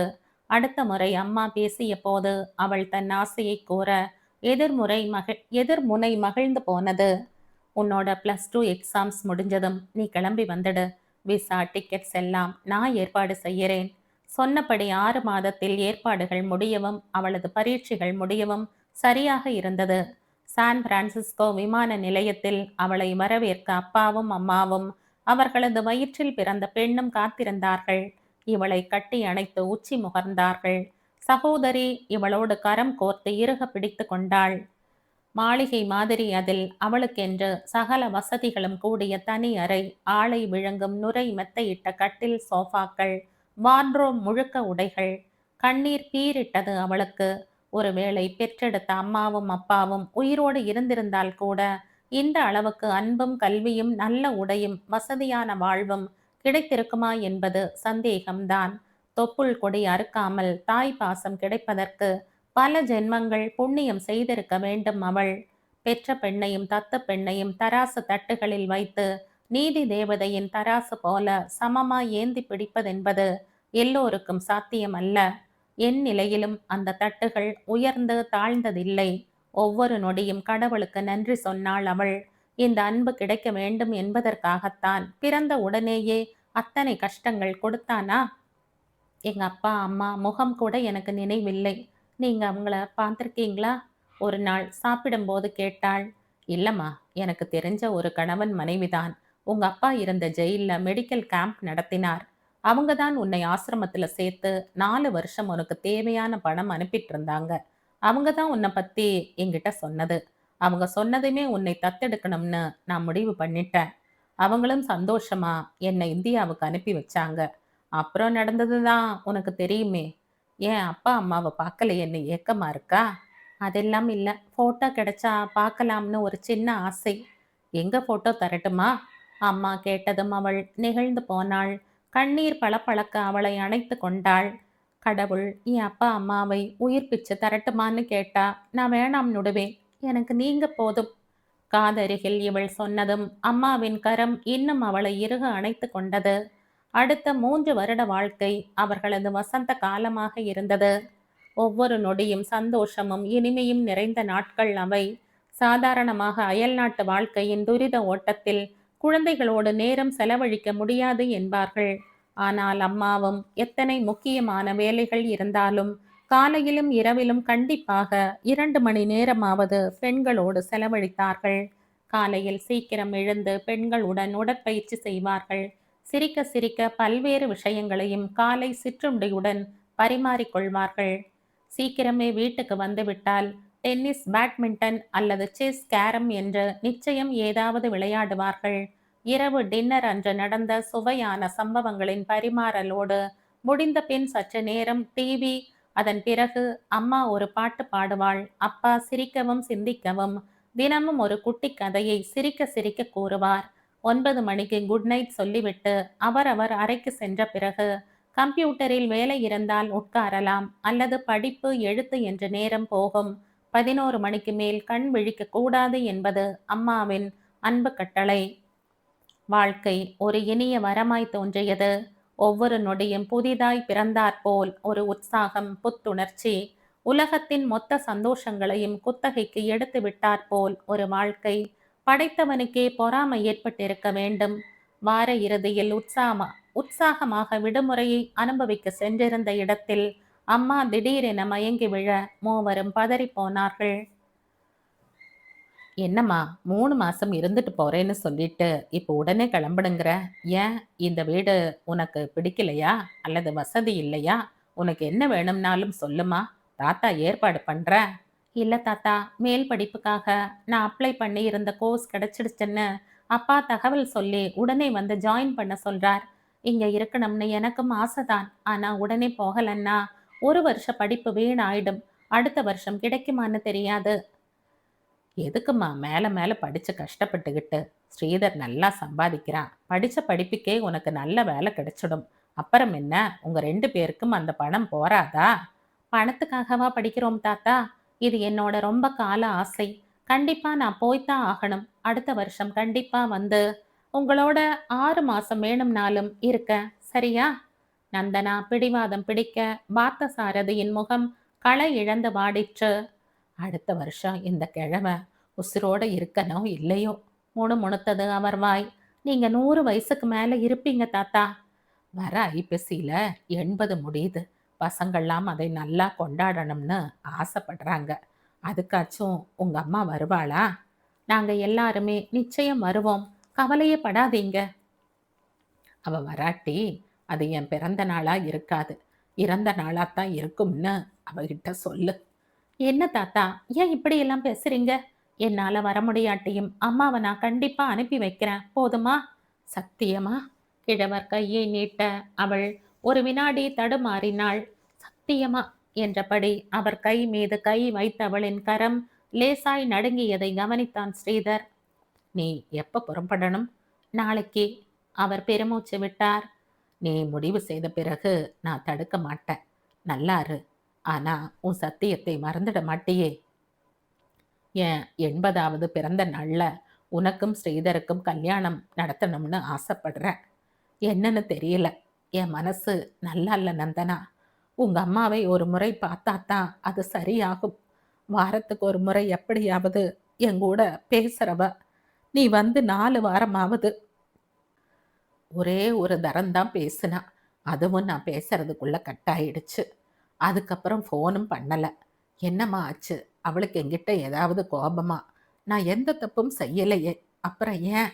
இல்ல தாத்தா, நான் தான் சொன்னனே, ஒரு புது பிசினஸ் ஆரம்பிச்சிருக்காங்க. அதனால தான் இவ்வளவு பிஸியா இருக்காங்க. என்னமோ போங்க. பெத்தவங்களோட பேசக்கூட நேரம் இல்லைன்னா அதிசயமா தான் இருக்கு. உங்க சதாபிஷேகத்துக்கு நிச்சயம் அவங்க இங்க இருப்பாங்க தாத்தா. போதுமா? நந்தனா அவரை சமாதானப்படுத்திவிட்டு தன் அறைக்கு வந்தாள். பின்னால் நிழலாடிய ஸ்ரீதரை கண்டதும் அவள் முகம் சுருங்கியது. ஸோ, ஊருக்கு போக போற. சந்தோஷம் தானே? நான் கேட்ட கேள்விக்கு நீ இன்னும் பதில் சொல்லல. என்ன கேள்வி? நீ யாரு? நந்தனா. போய். உனக்கு அப்படி தோணுச்சுன்னா என்னால எதுவும் செய்ய முடியாது. தாத்தா என்னை நம்புறார். அது போதும். ஓஹோ! அந்த தைரியத்துல தான் பொய் சொல்லி அவரை ஏமாத்திட்டு இருக்கியா? இப்பவே போறேன். தனிமையில நீ அழுதுட்டு இருந்த காட்சியை அவருக்கு போட்டு காட்டுறேன். எதுக்கு அழுதன்னு பதில் சொல்லு அவருக்கு. உனக்கு என்ன வேணும் ஸ்ரீதர்? எதுக்கு என்னை இப்படி டார்ச்சர் பண்ற? ஏன் என்னை சந்தேகப்படுற? நீ நந்தனா இல்லன்றது தான் உண்மை. எதை வச்சு சொல்ற? என்னை லவ் பண்ணலன்னு சொல்றியே, அத வச்சுத்தான். அதனால தான் சந்தேகமா? சரி, ஐ லவ் யூ. போதுமா? லவ்வுங்கிறது கத்திரிக்காய் வியாபாரம் இல்ல. ஒரு நிமிஷம். அவன் தன் ஷர்ட் பாக்கெட்டில் இருந்து 4, 5 பேப்பர்கள் எடுத்து போட்டான். இதெல்லாம் நந்தனா எனக்கு எழுதின லவ் லெட்டர்ஸ். அவள் வியப்போடு அதை பிரித்து படித்தாள். இதெல்லாம் லவ் லெட்டர்ஸ் தான். ஆனா இது நந்தனாவோட கையெழுத்து இல்ல. அவ கையெழுத்து எனக்கு நல்லா தெரியும். ஏன் இப்படி ஏமாத்துற? தேங்க்ஸ். நீ நந்தனா இல்லன்னு நீயே ஒத்துக்கிட்டதுக்கு. அவ கையெழுத்து உனக்கு தெரியும்னு சொல்லும் போதே நீ அவ இல்லன்னு ஒத்துக்கிறா போல தானே? அவள் திகைத்தாள். அவனை கவலையோடு பார்த்தாள். You are right Sridhar. நான் நந்தனா இல்ல. நிவேதிதா. எந்த கெட்ட நோக்கத்தோடையும் நான் இங்க வரல.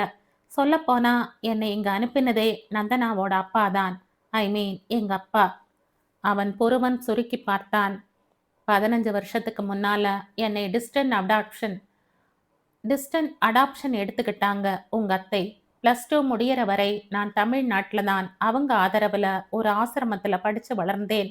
அவள் தன் வாழ்க்கையின் முந்தைய அத்தியாயங்களை அவனுக்கு புரட்டி காட்டினாள். நான் அவங்களோடையே போய் வாழ ஆரம்பிச்சு 3 வருஷமாச்சு. ஏன் அத்தை இதை எல்லார்கிட்டையும் மறைச்சிட்டாங்க? டிஸ்டன்ட் அடாப்ஷன்கிறது ஒரு மாரல் சப்போர்ட் தான். அவங்க அதை விளம்பரப்படுத்திக்க விரும்பாம இருந்திருக்கலாம். நிச்சயமா தாத்தா கிட்ட சொல்லாம அவங்க எதையும் செய்ய மாட்டாங்க.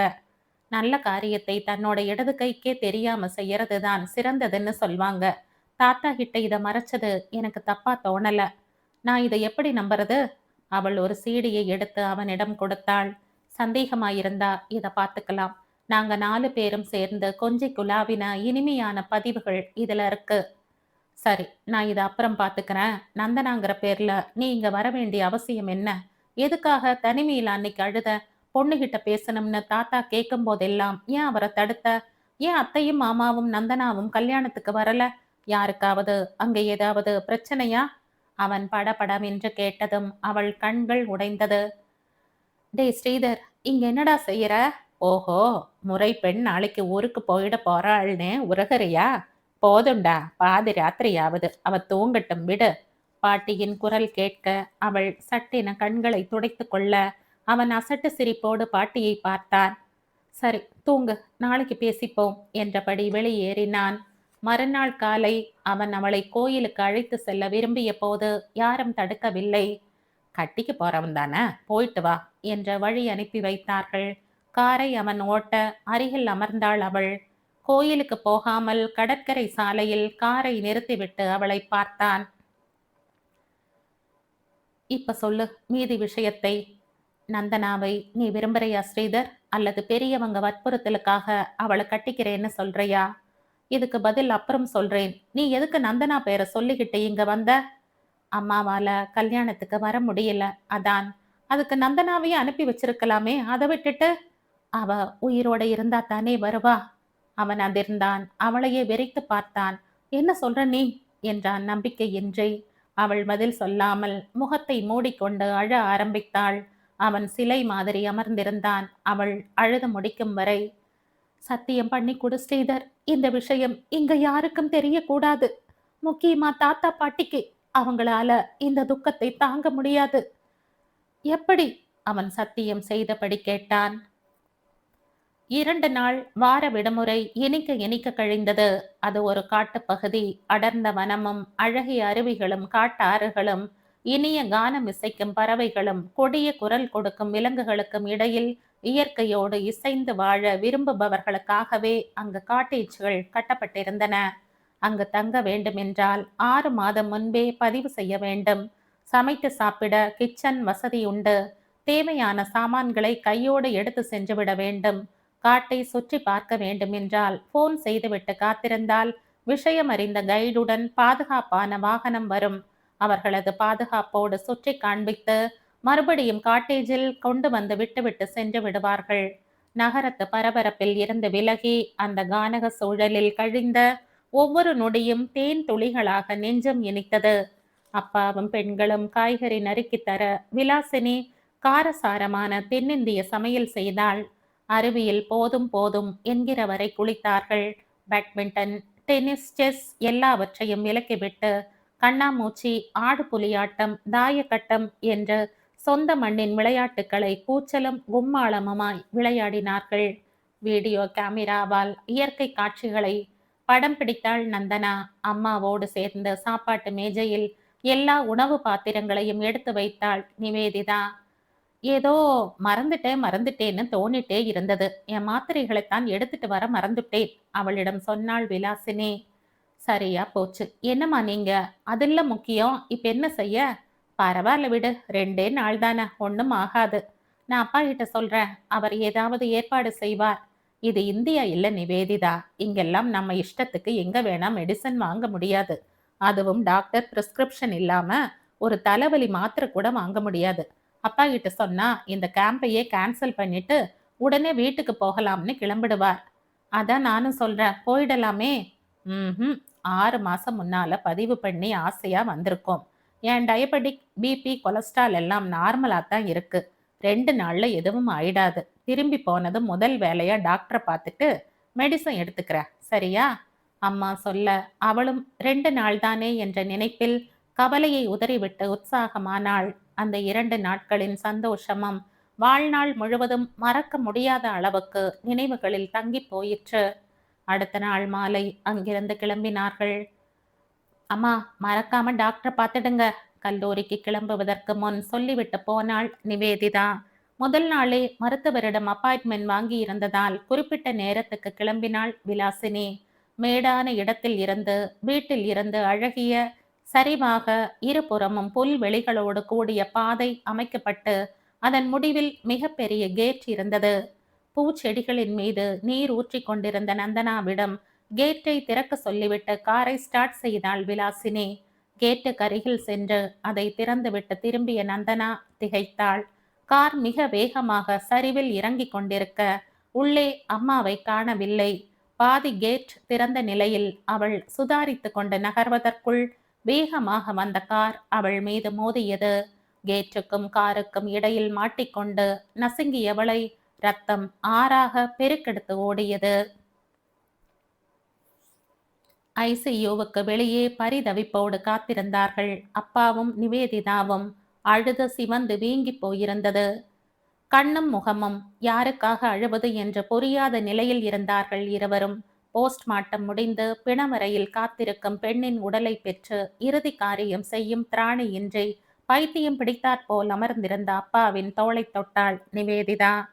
ஏதாவது பேசுங்கப்பா, எனக்கு பயமா இருக்கு என்றவள் குரல் உடைந்தது. அவரது இடது கரம் அந்த துக்கத்திலும் அவளை ஆறுதலாக அணைத்து கொண்டது. சூறாவளி காற்றை விட மோசமாய் வீசியடித்து அவர்களை வேரோடு புரட்டி போட்டிருந்தது விதி. இப்படியாக போகிறது என்பதால் தான் 2 நாட்களுக்கு முன் அத்தனை சந்தோஷத்தை கொடுத்து 4 பேரையும் ஒன்றாய் இருக்க வைத்தானா இறைவன்? கண் மூடி கண் திறப்பதற்குள் என்னவெல்லாம் நடந்துவிட்டது? ஜனனம் கொடுத்த தாயின் மூலம்தான் மரணம் என்பது நந்தனாவின் தலை விதியா? காருக்கும் கதவுக்கும் இடையில் நசுங்கி சாவதற்கா பிறந்தாள் அவள்? இறைவனின் கணக்குகள் தான் என்ன? தன் கணக்குகள் எதுவும் புரிந்துவிடக் கூடாது என்பதற்காகத்தான் அடுத்து நடக்கப் போவதை அறியும் சக்தியை மனிதனுக்கு அளிக்கவில்லையா அவன்? இதை அறியாத மூடர்கள் ஆடும் ஆட்டம். வீட்டு வாசல் அருகில் நடந்த இந்த கோர சம்பவம் பற்றி தகவல் தெரிந்ததும் பதறி அடித்து கொண்டு அவர்கள் வருவதற்குள் போலீஸ் உதவியோடு அடுத்த வீட்டுக்காரர் காரில் மயங்கி விழுந்திருந்த விலாசினியை மருத்துவமனையில் சேர்த்திருந்தார். உயிர் பிரிந்திருந்த நந்தனாவின் உடல் போஸ்ட்மார்ட்டத்திற்கு அனுப்பப்பட்டது. அதிர்ச்சியில் உறைந்து போயிருந்த வெங்கட் நிதானத்துக்கு வர வெகு நேரமாயிற்று. விலாசினிக்கு அவசர சிகிச்சை அளித்த டாக்டர் ஒரு இந்தியர் மும்பையில் படித்து வளர்ந்த கேரளத்து பெண் டாக்டர் பத்ரா என்ற தன்னை அவர்களிடம் அறிமுகம் செய்து கொண்டவள் விலாசினியின் சிடி ஸ்கேன் மற்றும் இதர பரிசோதனை அறிக்கைகளை தன் எதிரில் வைத்து கொண்டு அவர்களிடம் பேசினாள். ஐ திங்க் காரை ஸ்டார்ட் பண்ண அடுத்த செகண்ட் அவங்களுக்கு ஸ்ட்ரோக் வந்திருக்கு. ஹைப்பர் டென்ஷனும் அதிகமா இருக்கு. அதோட எல்டிஎல்னு சொல்ற கெட்ட கொழுப்பும் இரத்த குழாயில படிஞ்சிருக்கு. இதனால மூளைக்கு தேவையான ஆக்சிஜனும் ரத்தமும் சரியா போகல. நார்மலா இந்த வயசு பெண்களுக்கு இந்த ஸ்ட்ரோக் வர்றதுக்கான வாய்ப்பு கம்மிதான். ஆனா இவங்களுக்கு ஏற்கனவே கர்ப்பப்பை எடுக்கப்பட்டிருக்கு. ஈஸ்ட்ரோஜன் குறைஞ்சு போகும்போது அதனால ஹார்ட் அட்டாக் வர சான்ஸ் அதிகமாயிடுது. அதோட டயபெட்டிஸும் பிபியும் இருந்தா கேட்கவே வேண்டாம். இப்போ அவங்க எப்படி இருக்காங்க டாக்டர்? இன்னும் நினைவு வரல. உடனடியா என்னெல்லாம் செய்யணுமோ அத்தனை ட்ரீட்மெண்ட்டும் கொடுத்துக்கிட்டு இருக்கோம். அவங்களுக்கு நினைவு வந்தாதான் மேற்கொண்டு என்ன செய்யணும்னு முடிவு செய்ய முடியும். இந்த ரிப்போர்ட்ஸ் எல்லாத்தையும் நியூரோ ஸ்பெஷலிஸ்ட் கிட்ட அனுப்பிடுறேன். அடுத்த கட்ட சிகிச்சை என்னன்னு அவர்தான் தீர்மானிக்கணும். தைரியமா இருங்க, கடவுளை நம்புங்க. நம்ம நம்பிக்கைகள் தான் நல்ல மருந்துன்னுவாங்க. விலாசினிக்கு நினைவு வர முழுசா 2 நாளாயிற்று. மலங்க மலங்க விழித்து பார்த்தவள் பேசியது யாருக்கும் புரியவில்லை. வார்த்தைகள் குழறலாயிருந்தன. கருப்பின நர்ஸ் வெளியில் வந்து அவர்களை அழைக்க இருவரும் கடவுளுக்கு நன்றி சொல்லியபடி வேகமாய் உள்ளே போனார்கள். ஹவ் ஆர் யூ ஹனி என்றபடி வெங்கட் மெல்லிய புன்னகையோடு அவள் கேசத்தை பரிவோடு தடவினார். நிவேதிதா குனிந்து அவள் நெற்றியில் முத்தமிட்டாள். விலாசினி இருவரையும் சலனமின்றி பார்த்தாள். அவளால் பேச முடியவில்லை. அப்படியும் ஏதோ பேசியது குழறலாயிருக்க இருவருக்கும் புரியவில்லை. டாக்டர் வரார், கொஞ்சம் வெளியே இருக்க முடியுமா? நர்ஸ் கேட்க இருவரும் வெளியில் வந்தார்கள். நரம்பியல் துறையில் மிகுந்த அனுபவம் உள்ள அமெரிக்க டாக்டர் அவர் என்பதை அவரை பற்றிய குறிப்புகள் தெரிவித்தன. நீண்ட பரிசோதனைக்கு பின் அவர்களை தன் அறைக்கு அழைத்தார் டாக்டர். Transient ischaemic attack. விலாசினியை தாக்கி இருந்த ஸ்ட்ரோக்குக்கு டாக்டர் சொன்ன மருத்துவ பெயர் இதுதான். சரியான இரத்த ஓட்டமும் ஆக்சிஜனும் கிடைக்காததால் மூளையின் இடதுபுறத்தின் சில பகுதிகள் பாதிப்படைந்திருப்பதாக கூறினார். என்னென்ன விதமான பாதிப்புகள் என்பது அவளது நடவடிக்கைகளை முழுசாக பரிசோதித்த பிறகுதான் புரிய வரும் என்றார். அநேகமாக அவளது நினைவு நரம்புகளில் சிறிய குழப்பம் ஏற்பட்டிருக்க வாய்ப்புகள் இருப்பதாக தெரிவித்தார். தவிர வலப்புற பார்வை நரம்புகளும் பாதிக்கப்பட்டிருக்க கூடும் என்றார். அவள் குணமாக வாய்ப்புகள் இருக்கிறதல்லவா? வெங்கட் கேட்டதும் புன்னகைத்தார். கண்டிப்பாக. டிஐஏ என்று சொல்லப்படும் இந்த ஸ்ட்ரோக் ஒரு எச்சரிக்கை ஸ்ட்ரோக் தான். மினி ஸ்ட்ரோக்னும் சொல்லலாம். பின்னால வரக்கூடிய மேஜர் ஸ்ட்ரோக்குக்கு இது ஒரு எச்சரிக்கை. ஆனா முதல்லேயே சரியான சிகிச்சை கொடுத்துட்டா பெரிய பிரச்சனைகள் வராம தடுத்துடலாம். இந்த நேரத்துல அவங்களுக்கு தேவை உங்க அன்பும் அனுசரணையும் தான். அவங்க பேச்சு குழறலா இருக்கே, அது சரியாயிடுமா? நிவேதிதா கேட்டாள். மெடிசன் கொடுத்துருக்கேன். இன்னும் 2 நாள்ல ஓரளவு பெட்டர் ஆயிடும்னு நம்புறேன். இப்ப தூங்கிக்கிட்டு இருப்பாங்க. நல்லா தூங்கட்டும். நாளைக்கு காலையில அவங்கள பார்த்தா போதும் நீங்க. டாக்டர் கை குலுக்கி விடை கொடுக்க அவர்கள் வெளியில் வந்தார்கள். மறுநாள் காலை அவர்கள் வந்து விலாசினிக்கு அருகில் சென்றார்கள். Good morning dear. புன்னகையோடு வெங்கட் அவள் தோளில் கை வைக்க அவள் பயந்து விலகினாள். மலங்க மலங்க அவர்களை பார்த்தாள். டாக்டர் சொன்னது நினைவுக்கு வர அவர் சுதாரித்து கொண்டார். என்னம்மா, என்ன தெரியலையா? நான் உன் புருஷம்மா. இதோ பார் நம்ம பொண்ணு. அவள் கண்கள் தெளிவின்றி அலைந்தன. அவளுக்கு வலது புறமாய் நின்றிருந்த நிவேதிதாவின் உருவம் அவளுக்கு தெரியவில்லை. நான் உன் புருஷன் என்று சொன்ன வெங்கட்டையும் அடையாளம் தெரியவில்லை. தொடர்ந்து அவர் பேசியதை சட்டென கிரகித்து கொள்ள முடியாமல் தடுமாறியது அவளது மூளை. நிவேதிதாவை இந்த பக்கம் வர சொன்னார் வெங்கட். தனக்கு இடதுபுறம் வந்து நின்றவளை பார்த்த விலாசினியின் முகத்தில் அவளை அறிந்து கொண்டதற்கான அறிகுறி எதுவும் இல்லை. யாரோ எவரோ என்பது போல பயத்தோடு நடுங்கி போய் அமர்ந்திருந்தாள். வெங்கட் டாக்டரை போய் பார்த்தார். அரை மணியில் டாக்டர் அவளை தன் அறைக்கு அழைத்து வர சொல்லி பரிசோதித்தார். முதல்ல பால் சாப்பிடுங்க. அவள் வலதுபுறமாக பால் கப்பை வைத்துவிட்டு சொன்னார். அவள் பேசாமல் இருந்தாள். பால் சாப்பிடுங்க, டாக்டர் மறுபடியும் சொல்ல, பால் எங்கே என்பது போல அவரை பார்த்தாள். தோ, டாக்டர் சுட்டிக்காட்ட, மறுபடியும் எங்கே என்றாள். அவர் கப்பை எடுத்து அவளது இடதுபுறமாய் வைக்கும்படி வெங்கட்டுக்கு ஜாடை காட்ட, அவர் அதை எடுத்து அவர் சொன்னபடி வைத்தார். சாப்பிடு. இம்முறை அவர் சொன்னதும் இடது கரத்தால் கப்பை எடுத்து குடித்தாள். அவர் தனது கையில் சிறிய கத்திரிக்கோலுடன் எழுந்து அவள் அருகில் வந்தார். மிஸ்ஸஸ் விலாசினி, இந்த கத்திரிக்கோலை நான் உங்க கழுத்து பக்கம் வைக்கிறேன். 2 முனையும் வைக்கிறேனா இல்ல ஒரு முனைதான் வைக்கிறேனான்னு சொல்லணும், சரியா? டாக்டர் நிறுத்தி நிதானமாக ஒவ்வொரு வார்த்தையாக சொன்னார். பின் கண்களை மூடிக்கொள்ள சொன்னார். பின் கழுத்தின் இடதுபுறம் கத்திரிக்கோலின் 2 முனைகளும் படுமாறு பிடித்தார். சில நிமிடம் கழித்து 2 என்றாள். அதேபோல் வலப்புறம் அவர் வைத்தபோது 1 என்றாள். கத்திரியை சற்றே விரித்து அவர் 2 முனையும் படும்படி இடப்புறம் வைக்க இம்முறை 1 என்றாள். அவளது உதட்டின் மீது 2 முனையையும் படும்படி வைத்தபோது 1 என்றாள். அடுத்தாற்போல் அவர் 4-5 கேள்விகளை வேகமாக அவளிடம் கேட்டபோது அவள் அந்த வேகத்தில் அவற்றை புரிந்து கொள்ள முடியாமல் தடுமாறினாள். சம்பந்தமில்லாமல் பதில் சொன்னாள். இது யாருன்னு சொல்லுங்க, வெங்கட்டை சுட்டி காட்டி கேட்டதற்கு உதட்டை சுழித்தபடி தலையசைத்தாள்.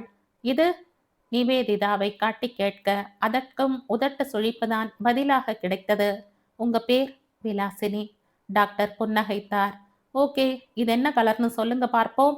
நீல வர்ண காகிதம் ஒன்றை காட்ட அவள் ரெட் என்றாள். ஆரஞ்சு நிற காகிதத்தை காட்ட I don't know, it must be green or pink என்றாள். அவள் பதில் சொல்ல வெங்கட்டின் முகம் இருண்டது. நிவேதிதா அழுகையை அடக்க முடியாமல் எழுந்து வெளியேறினாள்.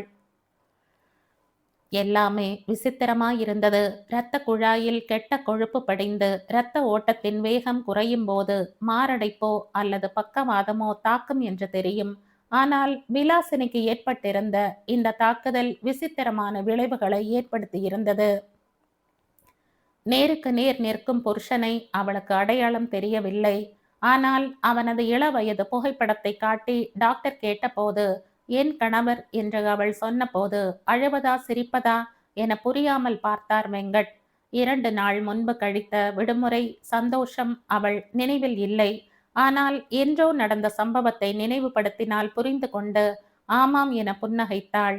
உங்கள் பெயரை எழுதுங்கள் என்று டாக்டர் தனது ரைட்டிங் பேடை நீட்ட அதை வாங்கி தனது பெயர், முகவரி எல்லாவற்றையும் முத்து முத்தாக எழுதினாள். குட், எழுதினதை படிங்க பார்ப்போம் என்று அவர் சொன்னதும் தடுமாறினாள். எவ்வளவு முயன்றும் அவளால் தான் எழுதினதை வாசிக்க முடியவில்லை. வலதுபுறம் இருக்கிற பொருட்களை பார்க்க முடியவில்லை. வலதுபுற உடலில் உணரும் திறன் குறைந்திருந்தது. நிறங்களை பிரித்தறிய இயலவில்லை.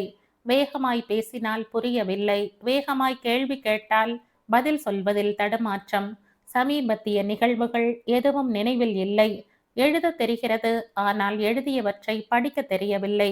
எதையோ சொல்ல வந்து வேறு எதையோ பேசுகிறாள். என்ன விசித்திரமான தாக்குதல் இது என்று திகைத்து போனார் வெங்கட். தத்தெடுத்து கொண்ட தாய்க்கு தற்போது தன்னை அடையாளம் தெரியவில்லை என்கிற வேதனையில் துடித்து போனாள் நிவேதிதா. 2 நாள் எவ்வித மாத்திரையும் அவள் எடுத்து கொள்ளாததால் தான் இந்த ஸ்ட்ரோக் வந்திருக்க கூடுமோ என்ற சந்தேகம் ஏற்பட்டது அவளுக்கு.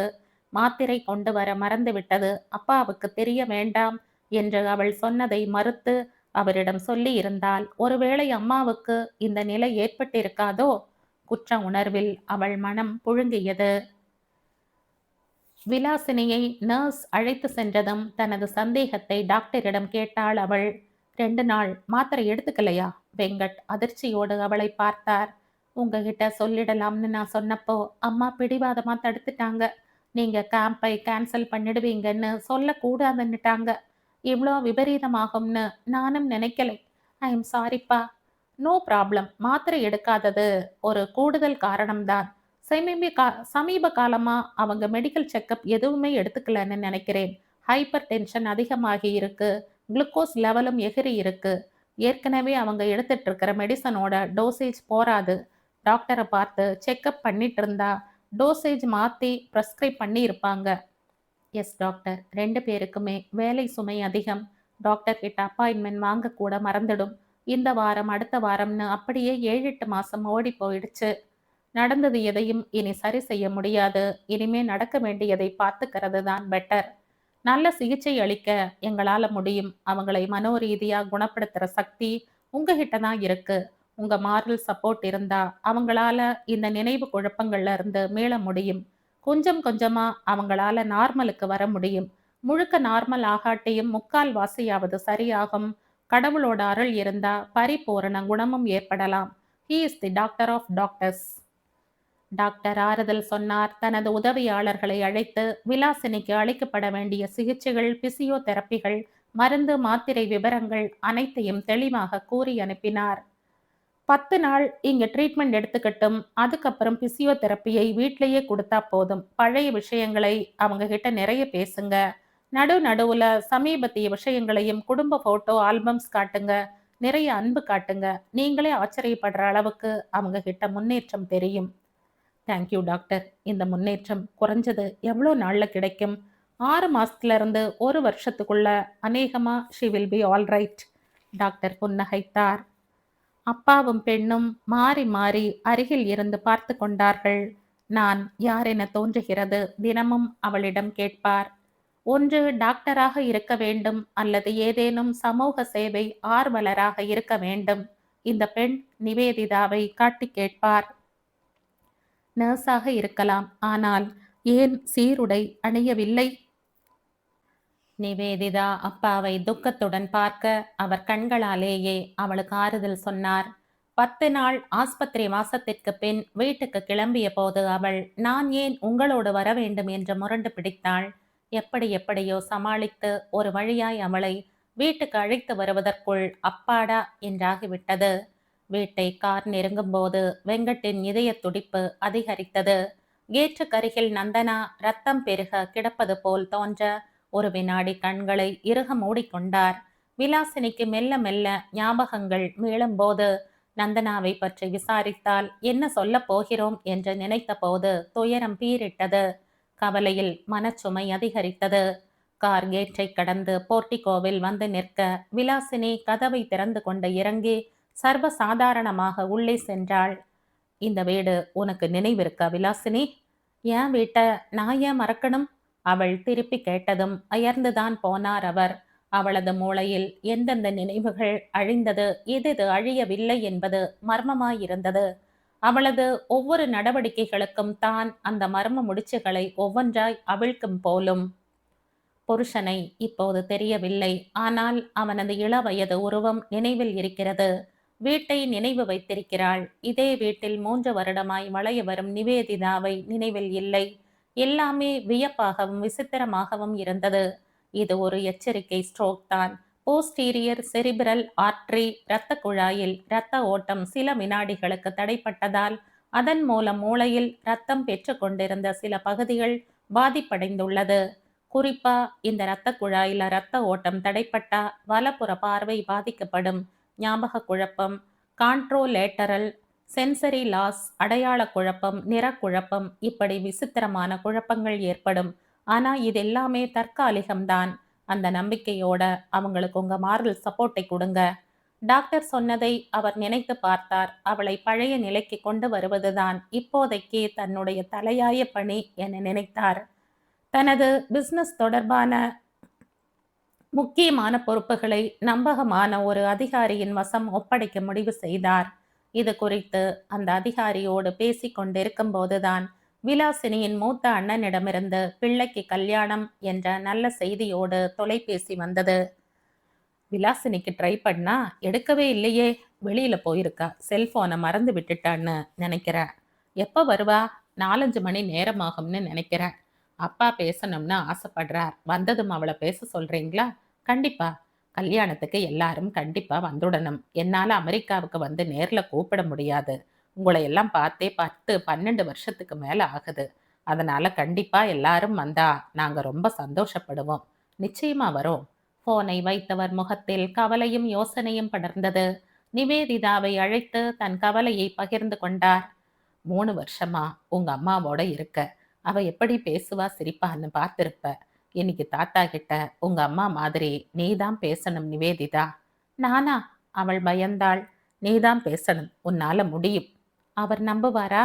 ஜலதோஷம்னு சொல்லு, கல்யாணத்துக்கு கண்டிப்பா வரோம்னு சொல்லு, அவர் சௌக்கியத்தை கேளு. உன்னால பதில் சொல்ல முடியாத விஷயம் ஏதாவது அவர் பேசினா லைனை கட் பண்ணிடு. தானா அது கட் ஆயிடுச்சுன்னு நினைச்சுக்கட்டும். அவர் தைரியம் கொடுக்க அதே போல் அவள் பேசினாள். கடவுள் புண்ணியத்தில் தாத்தாவுக்கு சந்தேகம் ஏதும் வரவில்லை. வரோம்னு சொல்லிட்டீங்களே, அதுக்கு அதுக்குள்ள அம்மாக்கு சரியாயிடுமா? இவங்க ஞாபகத்துல அவங்கெல்லாம் இருப்பாங்களா? வர முடியாதுன்னு சொல்ல முடியுமா? இல்ல உண்மையைத்தான் சொல்ல முடியுமா? தாத்தாக்கு உங்க அம்மானா உசிர். வயசான காலத்துல அவரை அழ வைக்கணுமா? மறுபடியும் இவ அவரை பார்க்கும்போது அப்பான்னு அடையாளம் தெரியணும். அதுவரை இந்தியாவுக்கு போக முடியாது. அதனால வரோம்னு சொல்லி அவங்கள நம்ப வைக்கணும். கடைசி நிமிஷத்துல வேற ஏதோ அவசர வேலைன்னு சொல்லி வர முடியாம போச்சுன்னு சொல்லணும். அதனால நீ மட்டும் இந்தியா புறப்பட ரெடியா இரு. நானா? அவள் அதிர்ந்தாள். எஸ், நீதான் நந்தனாவா? நீ அங்க போ. எல்லார்கிட்டயும் அன்பா பழகு. கல்யாணத்துல சந்தோஷமா கலந்துக்க. அம்மா மூலம் உனக்கு கிடைச்ச உறவுகளை நீயும் பார்க்க வேணாமா? அதுக்கு இது ஒரு சந்தர்ப்பம். ஒரு 3 மாசம் அங்க இரு. அதுக்குள்ள உங்க அம்மாக்கு சரியா போயிட்டா அவளை கூட்டிக்கிட்டு நான் அங்க வர்றேன். நாம 3 பேரும் சேர்ந்து திரும்பி வருவோம். அவர் சொல்ல சொல்ல அவள் தயக்கத்தோடு தலையசைத்தாள். முன்பின் தெரியாத மனிதர்களுக்கு நடுவில் நந்தனாவாக நடிக்க தன்னால் முடியுமா என்ற பயமும் படபடப்பும் ஏற்பட இந்தியா புறப்படுவதற்கான ஆயத்தங்களை செய்தாள். சிலையாய் அமர்ந்திருந்தான் ஸ்ரீதர். நம்ப முடியாத அதிர்ச்சியில் உறைந்து போயிருந்தது அவன் மனம். எத்தனை முயன்றும் அடக்க முடியாமல் கண்ணீர் உருண்டு திரண்டு வழிந்தது. நிவேதிதா அவன் கரத்தை ஆறுதலாய் அழுத்தினாள். கஷ்டமா இருக்கா ஸ்ரீதர்? நந்தனாவை நீ நேசிக்கிற இல்ல? உனக்கு இது அதிர்ச்சியாத்தான் இருக்கும். தாத்தா கிட்ட இதையெல்லாம் சொல்ல முடியுமா? வேற வழி இல்லாமதான் நான் அவளா இங்க வந்தேன். காதல்னு எதுவும் இல்ல. ஆனா பெரியவங்க அதுக்கான ஏற்பாடு செய்ய ஆரம்பிச்சப்புறம் 2, 3 தரம் அவ என்னோட பேசுனா. உறவுக்குள்ள கல்யாணம் பண்ணிக்கிறது அவ்வளோ நல்லதுன்னு நீ நினைக்கிறியான்னு கேட்டா. அதே வார்த்தையை நீ சொன்னப்போ நான் ஆச்சரியப்பட்டேன். அதுக்கு நீ என்ன சொன்ன? உறவுக்குள்ள காதல் வந்தா நல்லது கெட்டது பார்க்க முடியுமான்னு கேட்ட. அப்போ நீ என்னை லவ் பண்றியான்னு கேட்டா. ஏன் நீ யாரையாவது அங்க லவ் பண்ணிட்டு இருக்கியான்னு கேட்ட. லவ்வான்னு தெரியல. ஆனா சித்தார்த்துன்னு ஒரு மலேசிய தமிழ் பையன் கிட்ட என் மனசு நெருங்குது. இனிமே தான் டிசைட் பண்ணணும் இது காதலா நட்பான்னு. ஒருவேளை நான் அவளை காதலிச்சா நீ வருத்தப்படுவியா ஸ்ரீதர்? வாழ்த்துவேன். கடைசியா நான் அவகிட்ட சொன்னது இதுதான். இதுக்கப்புறம் அவகிட்ட இருந்து போன் எதுவுமே வரல. ஒரு விஷயம் என்ன ஏதுன்னு தெளிவாகிறதுக்குள்ளேயே அது மர்மமா முடிஞ்சு போனது. தாங்க முடியாத அதிர்ச்சியாத்தான் இருக்கு. உனக்கு மட்டும் இல்ல, எல்லாருக்குமே இது தாங்க முடியாத அதிர்ச்சி தான். இந்த மரணம் அவ வாங்கிட்டு வந்த வரமா சாபமான்னு தெரியல. வீட்டுக்கு வந்த அத்தை வீட்டை நினைவு வச்சிருந்ததா சொல்ற. நந்தனா நினைவு அவங்களுக்கு துளி கூட வரலையா? மனித மூளை ரொம்ப ஆச்சரியமான விஷயம் ஸ்ரீதர். பல தகவல் அச்சடிச்சு வச்சிருக்கிற ஒரு வெள்ளைத்தாள்ல கொஞ்சம் இங்கை பீச்சி அடிச்சுக்கிட்டு படிக்க முடியுதான்னு பாரேன். சில வார்த்தைகள் புரியும், சிலது புரியாது. கோர்வையா படிக்க முடியாது. குழப்பம்தான் மிஞ்சும். இப்ப அம்மாவோட மூளை அப்படித்தான் இருக்கு. அவங்க ஞாபகத்துல எது இருக்கு, எது அழிஞ்சதுன்னு சொல்லவே முடியாது. அவங்க நடவடிக்கைகள்ல தான் நாம் அதை புரிஞ்சுக்க முடியும். காப்பி வேணும்னு சொல்ல நினைப்பாங்க. ஆனா அதை சொல்றதுக்குள்ள அவங்க கண்ல ஒரு பூச்சாடி பட்டதுன்னா பூச்சாடி வேணும்னுவாங்க. நாம அதை எடுத்து கொடுத்தா அவங்களுக்கு குழப்பமும் கோபமும் வரும். காஃபி கேட்டா இதை தராளேன்னு எரிச்சலோட பார்ப்பாங்க. என்னால இன்னும் நம்ப முடியல நந்தனா. நான் நிவேதிதா. ஆனா அந்த பேரை சொல்லி கூப்பிட முடியாதே. இப்போ என் மேல கோபம் சந்தேகம் எதுவும் இல்லையே. நீ கெட்டவன்னா நான் சந்தேகப்பட்டேன். நீ நந்தனா இல்லைங்கிற சந்தேகம்தான் எனக்கு வந்துச்சு. அந்த மலேசிய பையனை பத்தி நீ எதுவும் சொல்லாதப்போதான் என் சந்தேகம் அதிகமாச்சு. அதோட தனிமையில நீ அழுதது அதை அதிகப்படுத்திட்டது. உண்மையை தெரிஞ்சுக்கணும்னு முயற்சித்தேன். ஆனா உண்மை இப்படி ஒரு இடியா என் தலையில இறங்கும்னு சத்தியமா நான் எதிர்பார்க்கல. அவள் அவனை இரக்கத்தோடு பார்த்தாள். திடீர்னு நீ திரும்பி போறதுக்கு நான் தான் காரணமா? இல்ல, அப்பா கிட்ட இருந்து போன் வந்தது. நீ உடனே கிளம்பி வான்னார். விவரமா எதுவும் சொல்லல. நானும் உன் கூட வரவா? எனக்கு அத்தையை பார்க்கணும். நான் முதல்ல கிளம்பி போறேன். போனதும் அப்பா கிட்ட பேசிட்டு போன் பண்றேன். அவர் சரின்னா நீ கிளம்பி வா. எந்த சூழலிலும் தாத்தா கிட்ட மட்டும் எதையும் சொல்லிடாத. சரியா? நிச்சயமா. போலாமா? அவள் கேட்க அவன் காரை கிளப்பினான். என்னடா, வருங்கால மனைவியை பெரிய மனசில்லையா? இவ்வளவு நாள் எங்கேயோ தள்ளிட்டு போயிட்ட அவளை. ஆள் ஆளுக்கு கிண்டல் பண்ண அசட்டு சிரிப்பு சிரித்தான். உள்ளே வலித்த வலியில் கண்ணில் நீர் நிறைந்தது. சிரமப்பட்டு அதை அடக்கியபடி உள்ளே போனான். ஏர்போர்ட்டுக்கு தாத்தாவும் அவனோடு உடன் வந்தார். அவளை வழி அனுப்ப ஒவ்வொருவரிடமும் போய் கட்டி அணைத்து விடை பெற்றாள் நிவேதிதா. மறுபடியும் உன்னை எப்ப பார்க்க போறோம்னு தெரியலையே. பாட்டி அவளை விழுங்கி விடுவது போல் பார்த்தபடி நெற்றி வழித்து திருஷ்டி கழித்தாள். அந்த அன்பில் நெகிழ்ந்து உடைந்து எல்லாவற்றுக்கும் சேர்ந்து அழுதாள். டைம் ஆச்சு, போலாமா? ஸ்ரீதர் அவளை எச்சரிப்பது போல் தொட்டு திருப்பினான்.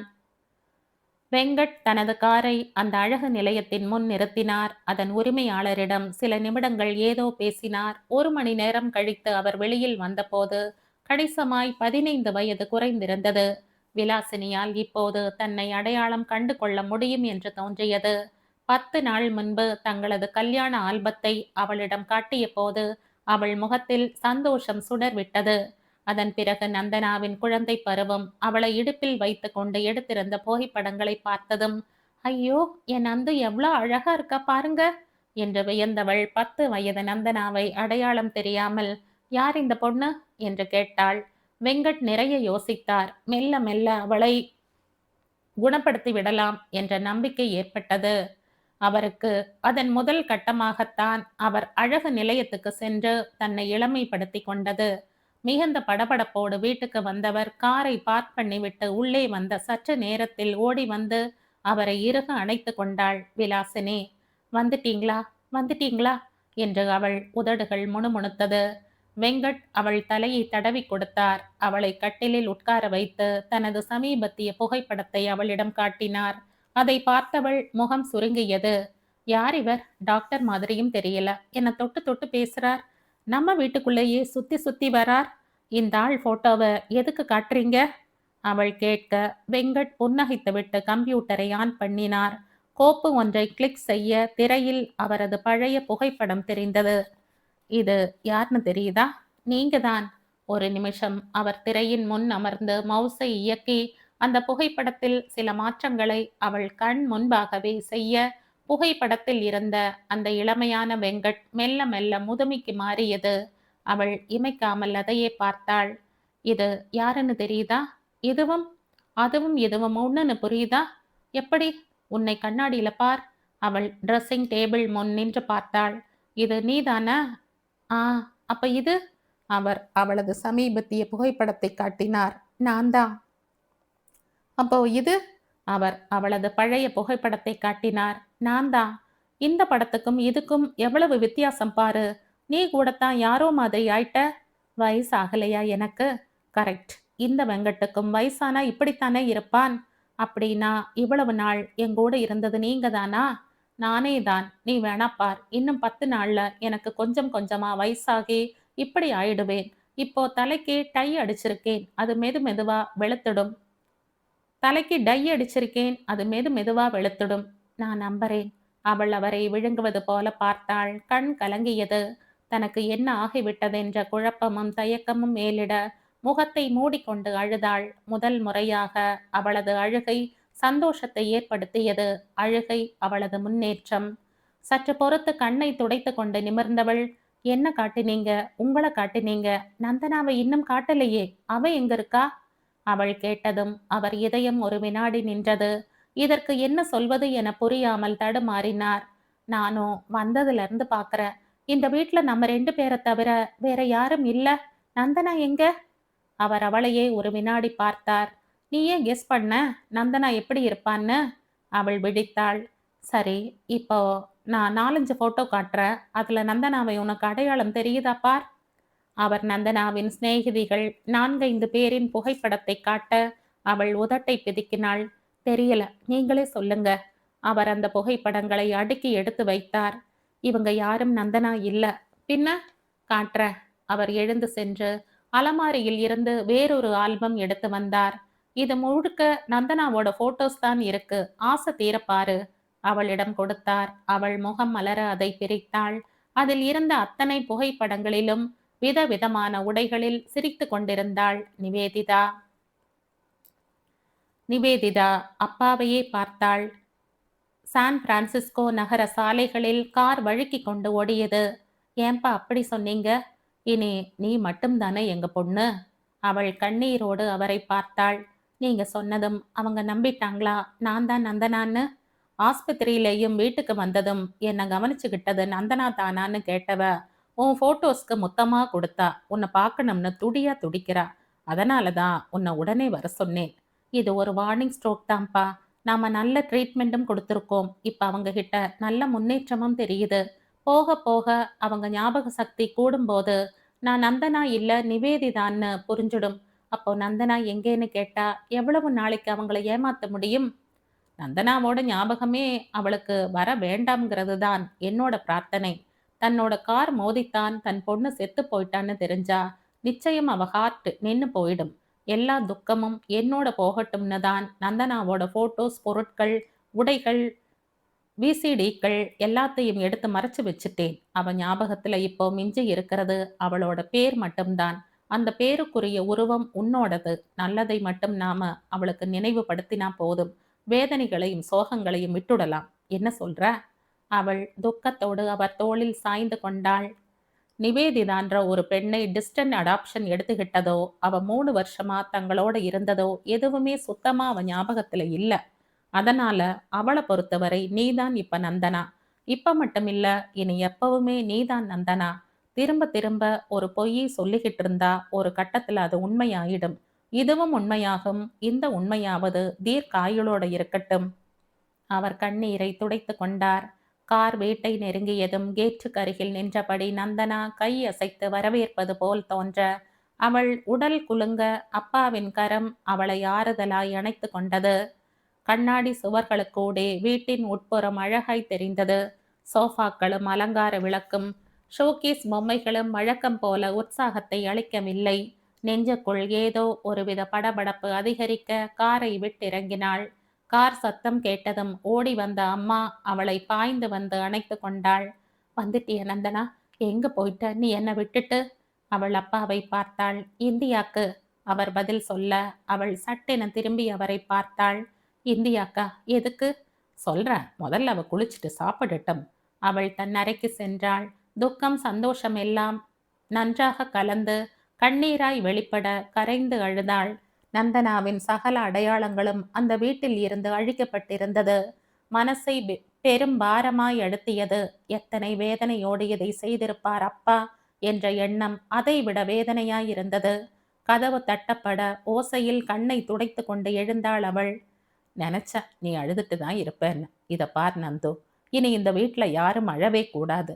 நாமளும் சில விஷயங்களை மறக்க முயற்சிக்கணும். அதுவும் அவ முன்னால இப்படி உன் கண் கலங்கித்துன்னா அது மற்றொரு குழப்பத்தை ஏற்படுத்திடக்கூடும். ப்ளீஸ்மா. இல்லப்பா, நான் அழல. குட். சீக்கிரம் குளிச்சுட்டு வா. உனக்காக அவ டைனிங் டேபிள்ல காத்துக்கிட்டு இருக்கா. அப்புறம் இன்னொரு விஷயம்ப்பா. என்ன? தாத்தா வீட்ல அங்கென்ன ஏதாவது பிரச்சனையா? இல்ல, ஆனா ஸ்ரீதருக்கு நான் நந்தனா இல்லைன்னு தெரிஞ்சு போச்சு. எப்படி? எப்படிம்மா? அவர் கவலையோடு பார்த்தார். கவலைப்பட எதுவும் இல்லப்பா. நான் அவர்கிட்ட மட்டும் எல்லா உண்மைகளையும் சொல்லிட்டேன். அவர் இங்க வந்து அத்தையை பார்க்கணும்னு விரும்புறார். உங்ககிட்ட பேசிட்டு ஃபோன் பண்றேன். அதுக்கப்புறம் வந்தா போரும்னு சொல்லி இருக்கேன். சரி, நீ குளிச்சுக்கிட்டு வா. இதை பத்தி நாம யோசிப்போம். அவர் வெளியேறினார். அரை மணியில் அவள் குளித்து உடை மாற்றிக்கொண்டு வந்தாள். வா வா, உனக்காகத்தான் வெயிட் பண்ற. இப்படி உட்காரு. ஊர்ல எல்லாரும் எப்படி இருக்காங்க? அப்பா என்ன சொன்னார்? எல்லாத்தையும் சொல்லேன். அம்மா ஆவலோடு கேட்டதும் அவள் சிரித்தபடி எல்லாரும் சௌக்கியம்தான் என்றபடி அவள் அருகில் அமர்ந்தாள். எல்லாரையும் பார்த்து எவ்வளவு நாளாச்சு. உங்களை எல்லாரையும் பார்க்கணும், அவ்வளவுதானே. பார்த்துட்டா போச்சு. இருங்க வரேன். நிவேதிதா ஓடி சென்று தன் பையில் இருந்த சீடியை எடுத்து வந்து பிளேயரில் ஓடவிட்டாள். தாத்தா வீட்டில் எடுக்கப்பட்ட காட்சிகள் திரையில் ஓட ஆரம்பித்தன. இது யாருன்னு சொல்லுங்க? ஒவ்வொரு உருவமாய் ஃப்ரீஸ் பண்ணியபடி அம்மாவிடம் கேட்டாள். விலாசினியின் முகத்தில் குழப்பமும் ஆர்வமும் மாறி மாறி பிரதிபலித்தன. என்னம்மா, தாத்தாவை தெரியலையா உங்களுக்கு? தாத்தாவா இது? இதுக்குத்தான் அடிக்கடி ஊருக்கு போயிட்டு வரணுங்கிறது. பாவம், அவங்க உங்களை பார்க்கணும்னு எவ்வளவு ஆசையா இருக்காங்க தெரியுமா? சரி, நல்லா பார்த்துக்கங்க. நானே ஒவ்வொருத்தரா யாருன்னு சொல்றேன். இது பாட்டி, இது உங்க பெரிய அண்ணன், இது சின்ன அண்ணன், இது உங்க தங்கை, இவர் பெரிய அண்ணனோட பையன், புது மாப்பிள்ளை, இது ஸ்ரீதர், சின்ன அண்ணனோட பையன். ஆ, இப்ப ஞாபகம் வருது. அப்பா கூட என்கிட்ட இவனை பத்தி என்னமோ சொன்னாரே. என்ன சொன்னார்? வெங்கட் முகம் மலர கேட்டார். ச்சு, தெரியல. ஏன் இப்படியெல்லாம் மறந்து மசமசன்னு ஆயிடுச்சு எனக்கு. அதெல்லாம் ஒண்ணுமில்லம்மா. ஊர் பக்கம் போய் ரொம்ப வருஷமாச்சுல்ல, அதான். மறுபடியும் மறுபடியும் இந்த சீடிய போட்டு போட்டு பாருங்க. 15 வருஷத்துக்கு முன்னால எல்லாரையும் பார்த்திருப்பீங்க. எல்லாருக்கும் இப்ப வயசாகி இருக்கும் தானே. சின்ன பசங்களா பார்த்தவங்க இப்ப வாலிப வயசுல இருக்காங்க. அதான் இந்த கன்ஃபியூஷன். ரொம்ப நாளாச்சே. நீ உங்க அப்பா கிட்ட பேசி ஃபோன் பண்ணி தரேன். பேசுறியா? அப்பா கிட்ட என்ன பேசுறது? என்னம்மா இது? அப்பா கிட்ட பேசவா விஷயம் இல்ல? நல்லா இருக்கீங்களான்னு கேளு. எல்லாரையும் பத்தி விசாரி. அவர் ஏதாவது கேட்டா பதில் சொல்லு. நாளைக்கு பேசுறேனே. என்னமோ தெரியல. முன்ன மாதிரி என்னால ஸ்பீடா பேச முடியல. எல்லாம் சரியாயிடும். நீ வா, சாப்பிட்டுட்டு மெடிசன் எடுத்துக்கிட்டு நல்லா ரெஸ்ட் எடு. அவர் டைனிங் டேபிளில் உணவுப் பொருட்களை எடுத்து வைத்தார். மாத்திரை போட்டுக்கொண்டவள் நன்கு உறங்கிய பின்பு நிவேதிதாவின் அறைக்கு வந்தார். அம்மா கிட்ட நல்ல முன்னேற்றம் தெரியுதுப்பா. எனக்கு சந்தோஷமா இருக்கு. பாவம், நீங்க தனியாளா ரொம்ப கஷ்டப்பட்டுட்டீங்க இல்ல? அவளை கை பிடிக்கும் போதே அவளோட சுகம் துக்கம் எல்லாத்துலயும் பக்கபலமா இருந்து அவளை காப்பேன்னு அக்னிக்கு முன்னாடி சத்தியம் பண்ணியிருக்கேன். இது கஷ்டம் இல்லை, கடமை. அவள் அவரை மரியாதையோடு பார்த்தாள். ஸ்ரீதருக்கு ஃபோன் பண்ணணும்னு சொன்னியே. ஆமா, என்ன சொல்ல? அவனை வரச் சொல்லு. அவள் உடனே எழுந்து ஓடினாள். லேசில் சிக்கவில்லை அவன். வெகு நேர முயற்சிக்குப் பின் அவன் குரல் கேட்டதும் அவளது முகம் மலர்ந்தது. ஸ்ரீதர், நான் தான். ஆ, எப்படி இருக்க? அத்தை எப்படி இருக்காங்க? எல்லாரும் நல்லா இருக்கோம். நீ எப்ப வர? அப்பாக்கு உன்னை பார்க்கணுமாம். நாளைக்கு கிளம்புறேன். ஏர்போர்ட்டுக்கு நானே வரேன் உன்னை பிக்கப் பண்ண. போனை வைத்தாள். வேக்வம் கிளீனரை வைத்து வீடு முழுவதும் சுத்தம் செய்தாள். கர்டன்கள், கார்பெட், சோஃபா செட், கட்டில், மெத்தை என்று ஒவ்வொன்றாய் அந்த இயந்திரத்தின் உபயத்தில் பளிச்சிட்டது. அவள் வந்துவிட்ட நிம்மதியில் அப்பா தன் அலுவலகத்துக்கு சென்றிருந்தார். தூங்கி எழுந்திருந்த விலாசினி சீடியை போட்டு தன் உறவுகளை மீண்டும் மீண்டும் பார்த்து கொண்டிருந்தாள். அப்பாவை பார்த்த போதெல்லாம் அவள் கண் கலங்கிற்று. ஸ்ரீதரை பார்த்த போதெல்லாம் அவள் முகம் பளிச்சிட்டது. ஸ்ரீதர் வரப்போகிறான் என்பது அறிந்ததும் முகம் மலர்ந்தாள். அப்பாவோடு கடைசியா என்ன பேசினோம் என்று சிரமப்பட்டு யோசித்த போது மிக மங்கலாய் அது நந்தனாவின் கல்யாண விஷயம் என்பது நினைவுக்கு வந்தது. என்ன பேசினோம் என்று சரியாய் தெரியவில்லை. அது தெரியாமல் அப்பாவிடம் பேச தயக்கமாயிருந்தது அவளுக்கு. மீண்டும் மீண்டும் அது பற்றி யோசித்த போது தலை வலித்தது. சுருண்டு படுத்து தூங்கி போனவள் மீண்டும் கண் விழிக்கும் போது அவளது கட்டிலின் அருகில் ஸ்ரீதர் அமர்ந்திருக்க கண்டாள். வேகமாய் ஏதோ பேச நினைத்த போது வார்த்தைகள் கோர்வையாய் வராமல் தடுமாறியது. முதல்ல இந்த ஜூஸ் சாப்பிடுங்க ஆன்ட்டி, அப்புறம் நாம நிறைய பேசலாம். ஸ்ரீதர் நிவேதிதாவிடமிருந்து ஜூஸ் டம்ளரை வாங்கி அத்தையிடம் நீட்டினான். தேங்க்யூ. அவள் அதை வாங்கி குடித்தாள். இப்ப சொல்லுங்க ஆன்ட்டி, ஸ்கூல் பையனா என்னை பார்த்ததுக்கும் இப்ப பார்க்கறதுக்கும் என்கிட்ட எத்தனை வித்தியாசம் தெரியுது? எப்படி இருக்க நான்? விலாசினி புன்னகைத்தாள். நிறைய வித்தியாசம். அடையாளமே தெரியல. ஆனா அழகா இருக்க, ஸ்மார்ட்டா இருக்க. அப்படியா? ஆனா உங்க பொண்ணு என்னை பார்த்து சிம்பன்சி மாதிரி இருக்கேன்னு இல்ல சொன்னா? உங்க 2 பேர்ல யார் சொல்றது உண்மை? யார் ஐஸ் வைக்கிறீங்க? நான் அப்படியா சொன்னேன்? அம்மா, இவன் பொய் சொல்றான். பின்ன நீ என்ன சொன்ன? நான் எதுவும் சொல்லல. போய் நீ பேசுனத நான் என் செல்போன்ல ரெக்கார்ட் பண்ணி வச்சிருக்கேன். எங்க காட்டு பாப்போம். வேணாம் நந்து, உன் மானம் போயிடும். அதையும் பார்க்கறேன், காட்டு. அப்படி என்ன ஸ்ரீதர் அதுல இருக்கு? அவமானம் அவமானம் போற அளவுக்கு? விலாசினி சிரித்தபடி கேட்டாள். இவ என்கிட்ட சுட சுட பேசின காதல் வசனம் எல்லாம் இருக்கு. போய், நான் அப்படி எதுவும் பேசல. அம்மாவை பார்த்ததும் நீ பேசுறதுதான் போய். நிவேதிதா சங்கடமும் கோபமுமாய் பார்த்தாள் அவனை. சரி, போகட்டும் அத்தை, விட்டுருவோம். நீங்க என்ன சொல்றீங்க? விலாசினி புன்னகைத்தாள். ஊர்ல எல்லாரும் எப்படி இருக்காங்க ஸ்ரீதர்? ரொம்ப நல்லா இருக்காங்க. தாத்தா தான் கொஞ்சம் அப்செட். கல்யாணத்துக்கு நீங்க வரலல்ல. அட்லீஸ்ட் நந்தனாவையாவது அனுப்புனீங்களே, அதனால சமாதானம் ஆயிட்டார். வரணும்னு தான் நினைச்சேன். வேலை மும்முரத்துல வரணுங்கிறதே மறந்து போச்சு. என்னன்னு தெரியல. மறதியும் அசதியும் அதிகமாயிடுச்சு எனக்கு. சரி விடு, உன் கல்யாணத்துக்கு கண்டிப்பா வந்துடுறேன். வந்துதானே ஆகணும். பின்ன உங்க பொண்ணு கல்யாணத்துக்கு நீங்க வராட்டி எப்படி? அவன் நிவேதிதாவை பார்த்து சிரித்தபடி சொல்ல அவள் திகைத்தாள். அம்மாவையும் அவனையும் தர்ம சங்கடத்தோடு பார்த்தாள். ஹலோ, எனக்கு நிறைய வேலை இருக்கு. ஊரை சுத்தி பார்க்கணுமில்ல, புறப்படு. மேற்கொண்டு அவன் எதுவும் பேசுவதற்குள் அவனை அங்கிருந்து இழுத்து கொண்டு கிளம்பினாள். எதுக்காக என்ன சீண்டி பார்க்குற ஸ்ரீதர்? கார் ஓட்டியபடி கேட்டாள் அவள். நான் எப்ப சீண்டுன? அம்மா எதிர்க்க ஏன் அப்படியெல்லாம் பேசின? ஓ அதுவா? அது சும்மா ஆக்டிங். ஆக்டிங்கா? யாருக்காக? தாத்தாக்காக? அத்தைக்காக? அவள் புருவம் நெறிய பார்த்தாள். எஸ் நந்தனா, தாத்தா என்னை இங்க லேஸ்ல அனுப்பிடல. நீ எதுக்கு இப்ப அங்க போறேன்னு ஒரே குடைச்சல். நந்தனாவை பார்க்கத்தானே போறேன்னார். இல்ல, அத்தைக்கு உடம்பு சரியில்லை, அதான் பார்க்க போறேன்னு சொல்ல முடியுமா? ஆமா, நந்தனாவை பார்க்கத்தான் போறேன்னு சொன்னேன். சரி போ, ஆனா ஒரு கண்டிஷன். நீ வரும்போது உங்க அத்தை, மாமா, நந்தனா எல்லாரையும் கண்டிப்பா இங்க கூட்டிட்டு வருவேன்னு சத்தியம் பண்ணு. உன்னை அனுப்புறேன்னார். சரி, கூட்டிட்டு வரேன்னு சொல்லிட்டு தான் கிளம்பினேன். அது மட்டும் இல்ல, இந்தியா வந்ததும் நம்ம கல்யாணத்தையும் நடத்திடணும்னு தாத்தா தீர்மானமா இருக்கார். நான் உன்னை காதலிக்கலைன்னு சொன்னா தாத்தா நம்ப மாட்டார். சோ நான் உன்னை காதலிக்கிற மாதிரியே நடிக்கிறேன். அத்தையும் அவரும் பேசினாலும் அத்தை கிட்ட அவர் கேட்கும்போது அத்தை அதை மறுக்க மாட்டாங்க. நான் இங்க வந்தது உன்னை பார்க்கத்தான்னு அவங்க நம்பிக்கிட்டு இருக்காங்க. வேற எந்த உண்மையும் இப்ப அவங்களுக்கு தெரிய வேண்டாம்னு தான் அத்தைக்கு எதிர்க்க நான் நடிக்கிறேன். நிவேதிதா வாய் அடைத்து போனாள். இப்ப நடிக்கிற சரி, ஆனா ஊருக்கு போனதும் கல்யாண ஏற்பாட்டை எப்படி நிறுத்துவ? அல்லது தாலி கட்டுற மாதிரி நடிப்பியா? லுக் நிவேதிதா, காதலிக்க எனக்கு உரிமை உண்டுனா அதை மறுக்க உனக்கும் உரிமை உண்டு. நீ என்னை காதலிக்கலங்கிற உண்மையை நீதான் பக்குவமா உங்க அம்மா கிட்டையும் தாத்தா கிட்டையும் சொல்லணும். அவங்க வருத்தப்படாத வகையில அதை சொல்ல வேண்டிய பொறுப்பை உங்கிட்டையே கொடுக்கிறேன். சரியா? இத நீயே செய்ய வேண்டியது தானே.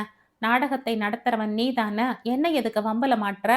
ஓகே, நானே முடிக்கிறேன். உன்னை பிடிக்காட்டியும் தாத்தாக்காக உன்னை கல்யாணம் செய்துக்க வேண்டிய அவசியம் ஏற்பட்டா நான் மறுக்க மாட்டேன். பரவாயில்லையா? உன்னால இது முடியுமா? ப்ளீஸ் ஸ்ரீதர், என்னால் அது முடியாது. அந்த உரிமை எனக்கு இல்ல. நந்தனாங்கிற பேர்ல அவ அனுபவிக்க வேண்டிய வாழ்க்கையை அனுபவிச்சுக்கிட்டு இருக்கிற குற்ற உணர்வுல இருக்க நான். ஒருவேளை உன்னை விரும்பி கூட இருக்கலாம். நல்லபடியா எல்லாம் இருந்திருந்தா இந்நேரம் உங்க நிச்சயதார்த்தம் முடிஞ்சிருக்கும்.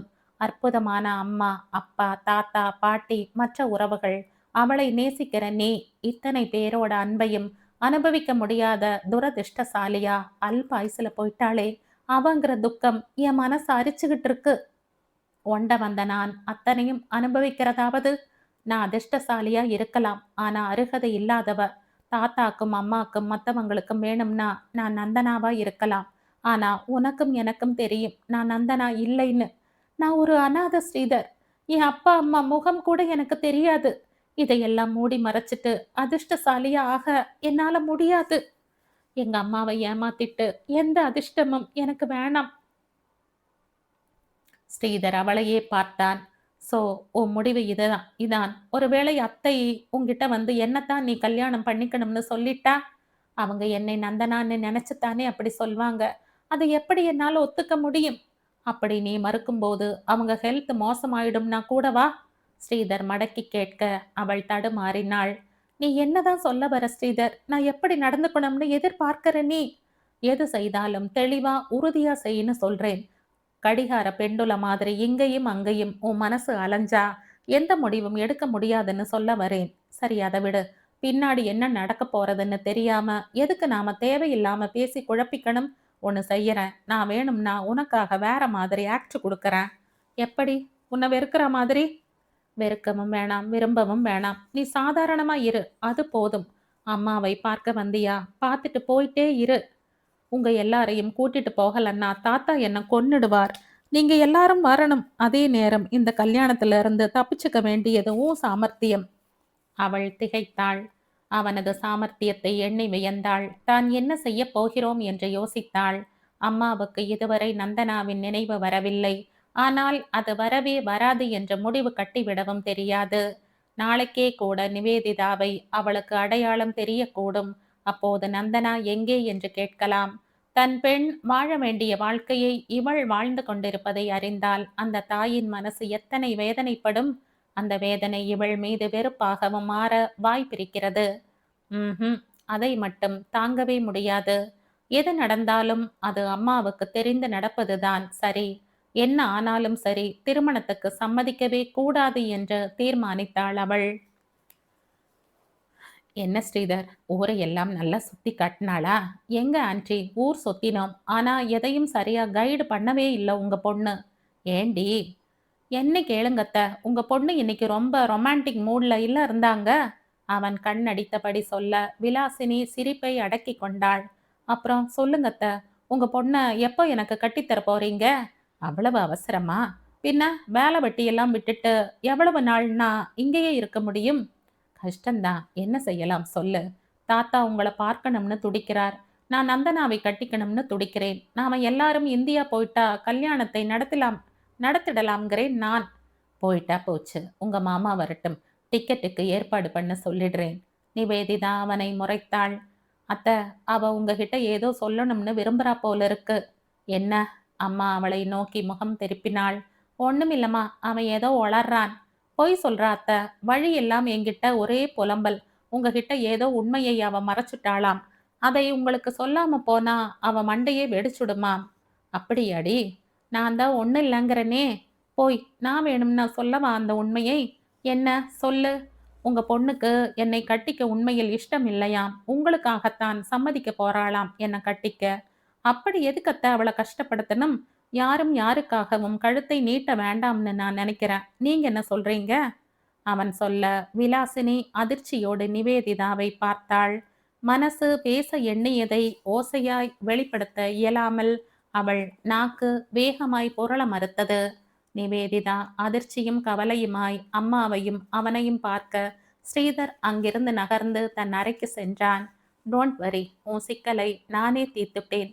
அவளை தாண்டி நடந்தபோது அவளுக்கு மட்டும் கேட்கும் விதமாக கூறிவிட்டு செல்ல அவள் சிலையாய் நின்றாள்.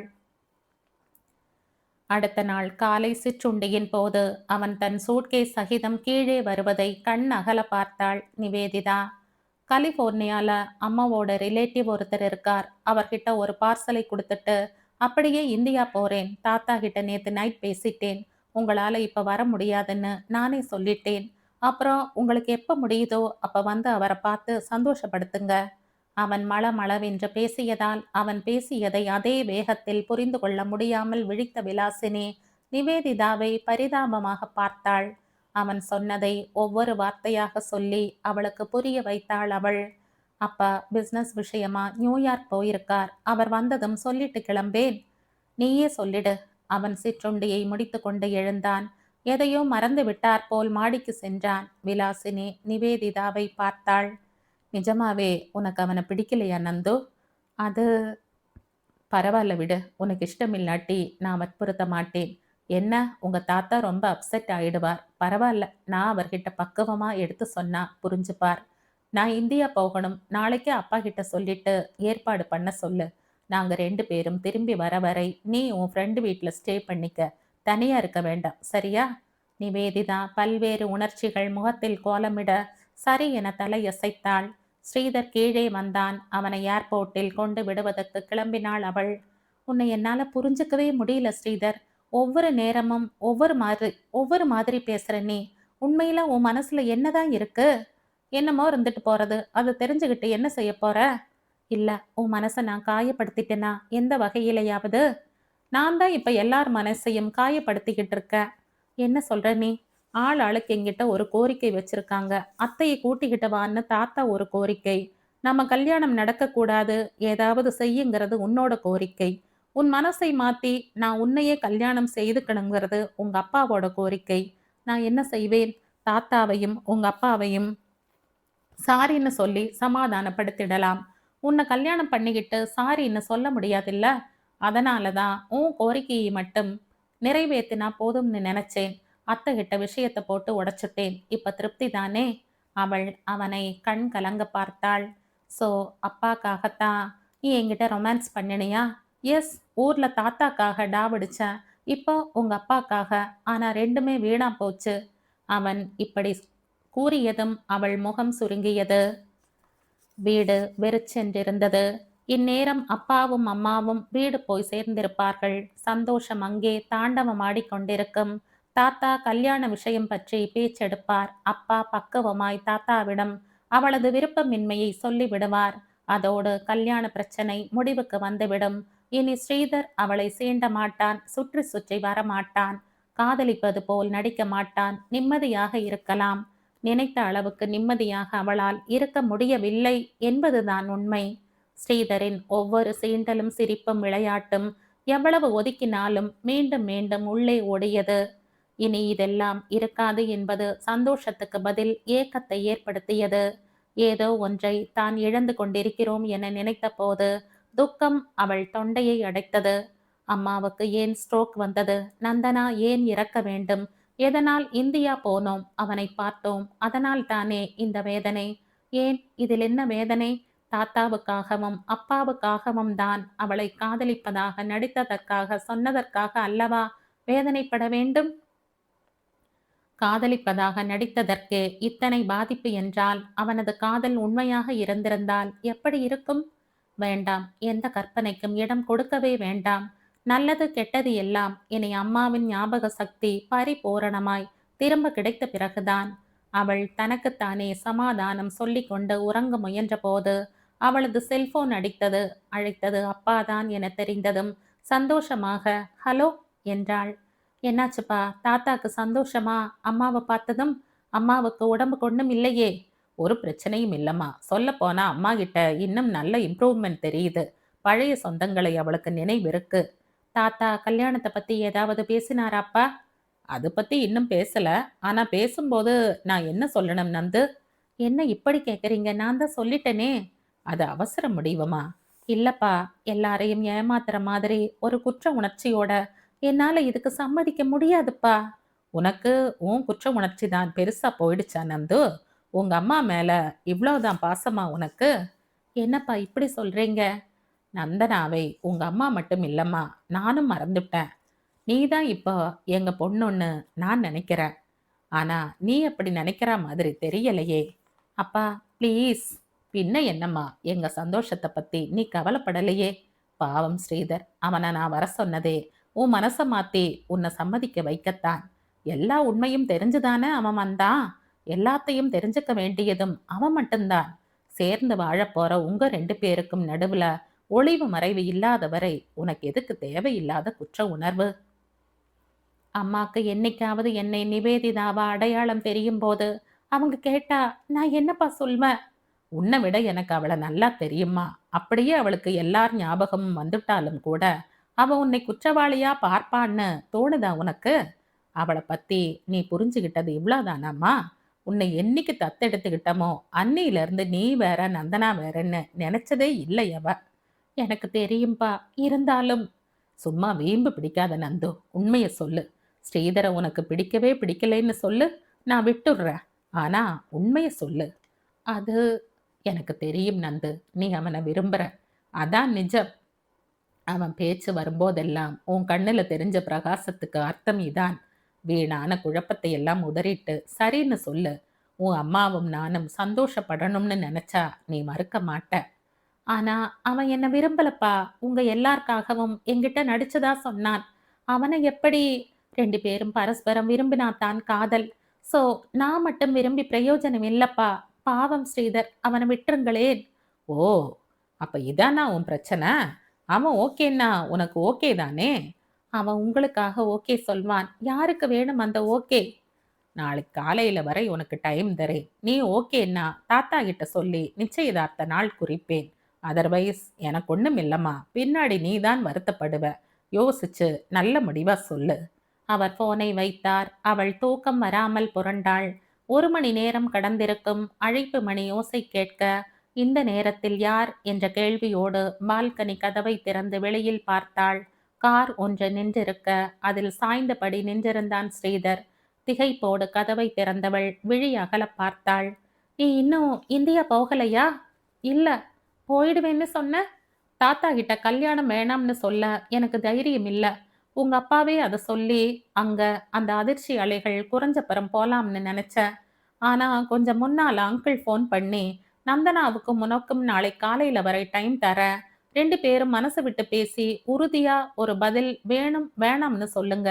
தாத்தா கிட்ட பேசினதுக்கு அப்புறம் எதையும் மாத்த கூடாதுன்னார். அதான் வந்தேன். நாம என்ன சொல்றது? என்ன கேட்டா? உன்னை கேட்காம அடுத்த வீட்டு கதவை தட்டியா கேட்க முடியும்? உன் முடிவு என்ன? முதல்ல உன் முடிவு சொல்லு. நான் யோசிக்கணும். ராத்திரி முழுக்க யோசி. காத்தால மாமா ஃபோன் பண்ணும்போது நம்ம முடிவை சொல்லி ஆகணும். நான் இப்படி படுத்துக்கிறேன். நீ போய் யோசி. நீ என்ன முடிவெடுத்தாலும் எனக்கு சம்மதம். அவன் ஹால் சோஃபாவில் படுத்துக்கொண்டான். நிசப்தத்தின் பின்னணியில் கடிகார முள்ளின் ஓசை இரைச்சலாய் கேட்டது. தன் அறைக்கு சென்ற சற்று நேரத்தில் அவள் வெளியில் வந்தாள். உன்ன மாதிரி எனக்கு காதலிக்கிற மாதிரி நடிக்க தெரியாது ஸ்ரீதர். என் துக்கம், குற்ற உணர்வு, கவலை எல்லாத்தையும் மீறி நான் உன்னை நேசிக்கிறேன். இதான் நிஜம். அவள் நெகிழ்ந்த குரலில் சொல்ல ஸ்ரீதர் சட்டென எழுந்து அவள் அருகில் வந்தான். அவளையே விழுங்கி விடுவது போல பார்த்தான். யார் சொன்னா நான் நடிச்சேன்னு? உன் மனசுல இருக்கிற அன்பு உன் வாயால வெளியில வரணும்னு தான் உன்னை பல விதமா குழப்பினேன். எல்லா உண்மைகளையும் சொல்லிட்டு கிளம்பி வந்த பார். அதுக்கப்புறம்தான் என் மனசுல இருந்த காதல் எனக்கே தெரிஞ்சது. உன் முகம் காணாத ஒவ்வொரு நொடியுமே எனக்கு நரகமா இருந்தது. நான் காதலிக்கிறது நந்தனாவை இல்ல, அந்த பேர்ல இருக்கிற உன்னதான். போதுமா? அவன் சொல்லி நிறுத்தியதும் அவளது கண்கள் ஈரத்தில் மினுமினுத்தது. நீ என்ன நேசிக்கிறங்கிற நம்பிக்கையில 2 டிக்கெட் ஏற்பாடு பண்ணிட்ட. முடிவை போன்ல சொல்லலாமா இல்ல நேர்ல போய் சொல்லலாமா? நேர்லயே போலாம். ஆனா இந்த ஒரு ராத்திரியை எப்படி கழிக்கிறது? தூக்கம் வராதே. 2 பேரும் கந்த சஷ்டி கவசம் வேணும் நான் சொல்லலாமா? அவன் கேட்க அவள் அடக்க முடியாமல் சிரித்தபடி அவனை துரத்த அவன் வீடு முழுக்க சுற்றி சுற்றி ஓடினான்.